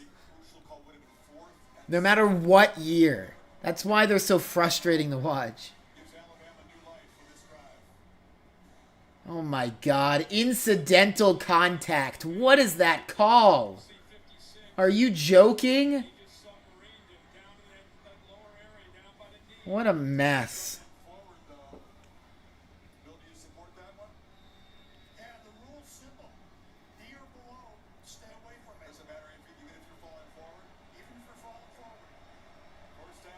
That's a shitty rule then. That's the rule.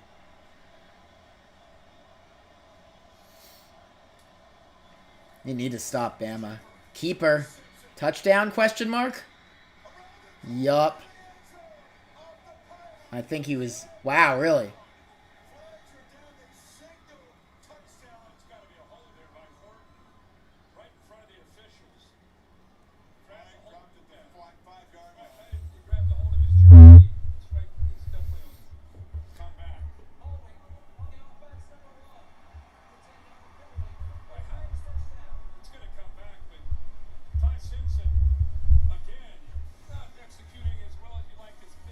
Take those points off the board.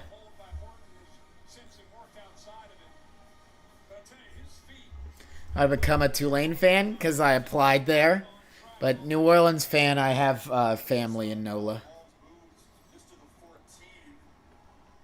It's part of the reason why I applied early action to Tulane.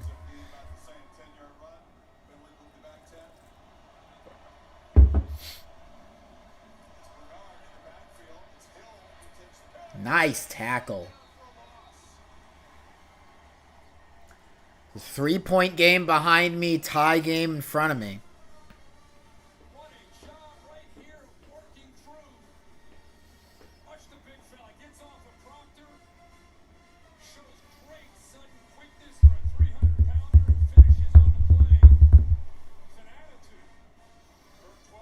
How about Vandy? I mean, that's just family went there. It's what I grew up rooting for. And your family lives in NOLA? Too many personal questions.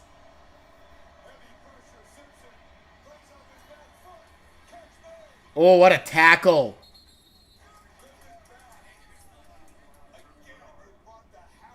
We ever have a Vandy watch party? Maybe. I mean, if I ever make a video on them, then maybe. It's certainly an untapped market. But I've never even been to a Vandy game. If the Vandy Tennessee game this week was at home instead of on the road, I might have figured out a way to get there. But I'm not going to Neyland. Garbage truck worker convention. That's a deep cut for those of you who know what I'm talking about.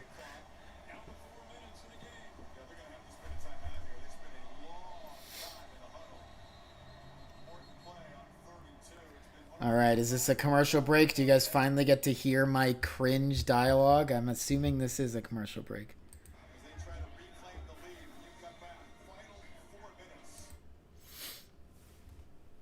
Yes, they are coming back. Okay. Everybody, are you ready? Listen how stilted me saying these words are. We're going in alphabetical order here, so let's start with the... They've got the shining star in right fielder Troy McCoy and the rising talent in their starting pitcher C.C. McCulloch, both of them being home-ground talent. Home-ground, by the way. And remember second base Jack Rainbaum? He's here too. He's a legend. Honestly, this team has a very great starting five and starting lineup. The problem is their relieving core is extremely lacking. Imagine that voice doing the Tulane video.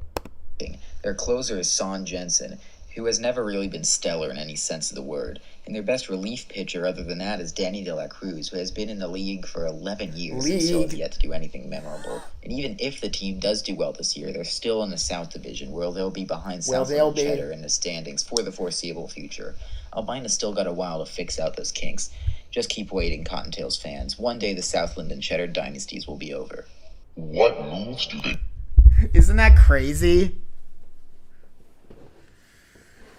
What was the game is out of the park baseball, so it's like a simulation baseball league. But isn't that insane? How much better am I at this now? I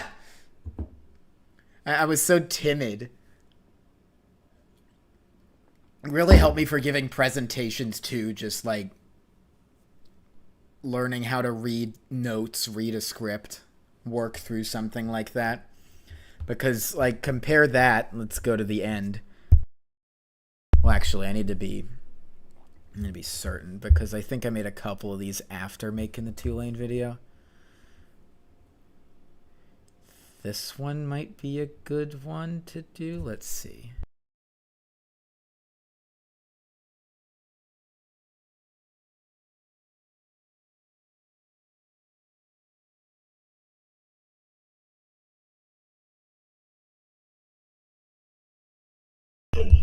Sox, Yeah, here we go. Red Sox. Well, there goes the cliff we all saw this team hurtling toward. Holy shit, 54 and 108? The last time I made one of these videos, I was hyping up your future window. Now we check in 9 years later and this is where you are? Well, I guess that's what being a small market team gets you, huh? Developing prospects is so much harder with small budgets, and what sucks is the ones you do end up developing leave in 6 years when you can't. This is very play them, Tulane like coded. Zekely, Avuchavalle, and Ruben Felix. And what sucks even more is that this doesn't even look.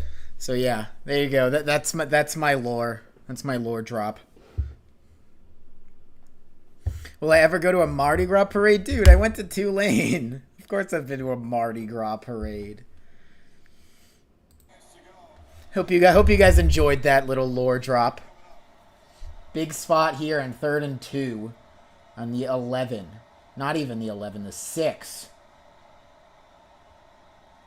Stepping back out of under center. Motion man.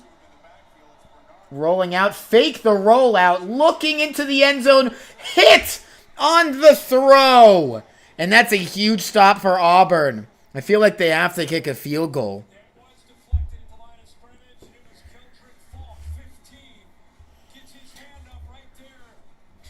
Let me feel like if I can actually... let me see if I can find one of these videos. Actual video versions. Also, I have, in the Out of the Park Baseball, I have done calls of baseball games before, which has been fun. Oh, yeah, they're all on my hard drive. Okay, that's not going to be able to be found quickly. 4th and 2, they're going for it, by the way. What an idea. Throw, caught, wow. Okay, I think that's going to be my night, y'all. Thanks for hanging. Hopefully Auburn pulls off the miracle, but I don't need to be streaming for that. Oh my God, think about this drive. I'm Kirk Herbstreit, the biggest victim blamer in college football broadcasting. It's not Lane Kiffin's fault he's leaving. It's Ole Miss's, actually. They should let him stay. It's not the committee's fault for keeping Florida State out of the playoff. Maybe Florida State's quarterback shouldn't have gotten injured. Isn't my dog so cute? I'm Kirk Herbstreit. Listen to me scream.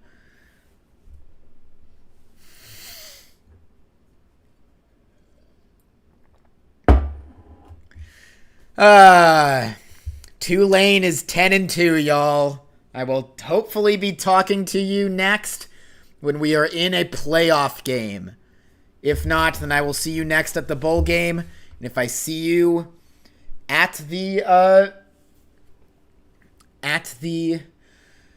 conference championship next week, come over and say hi. Look for this shirt. The Tulane football propagandist will be on site.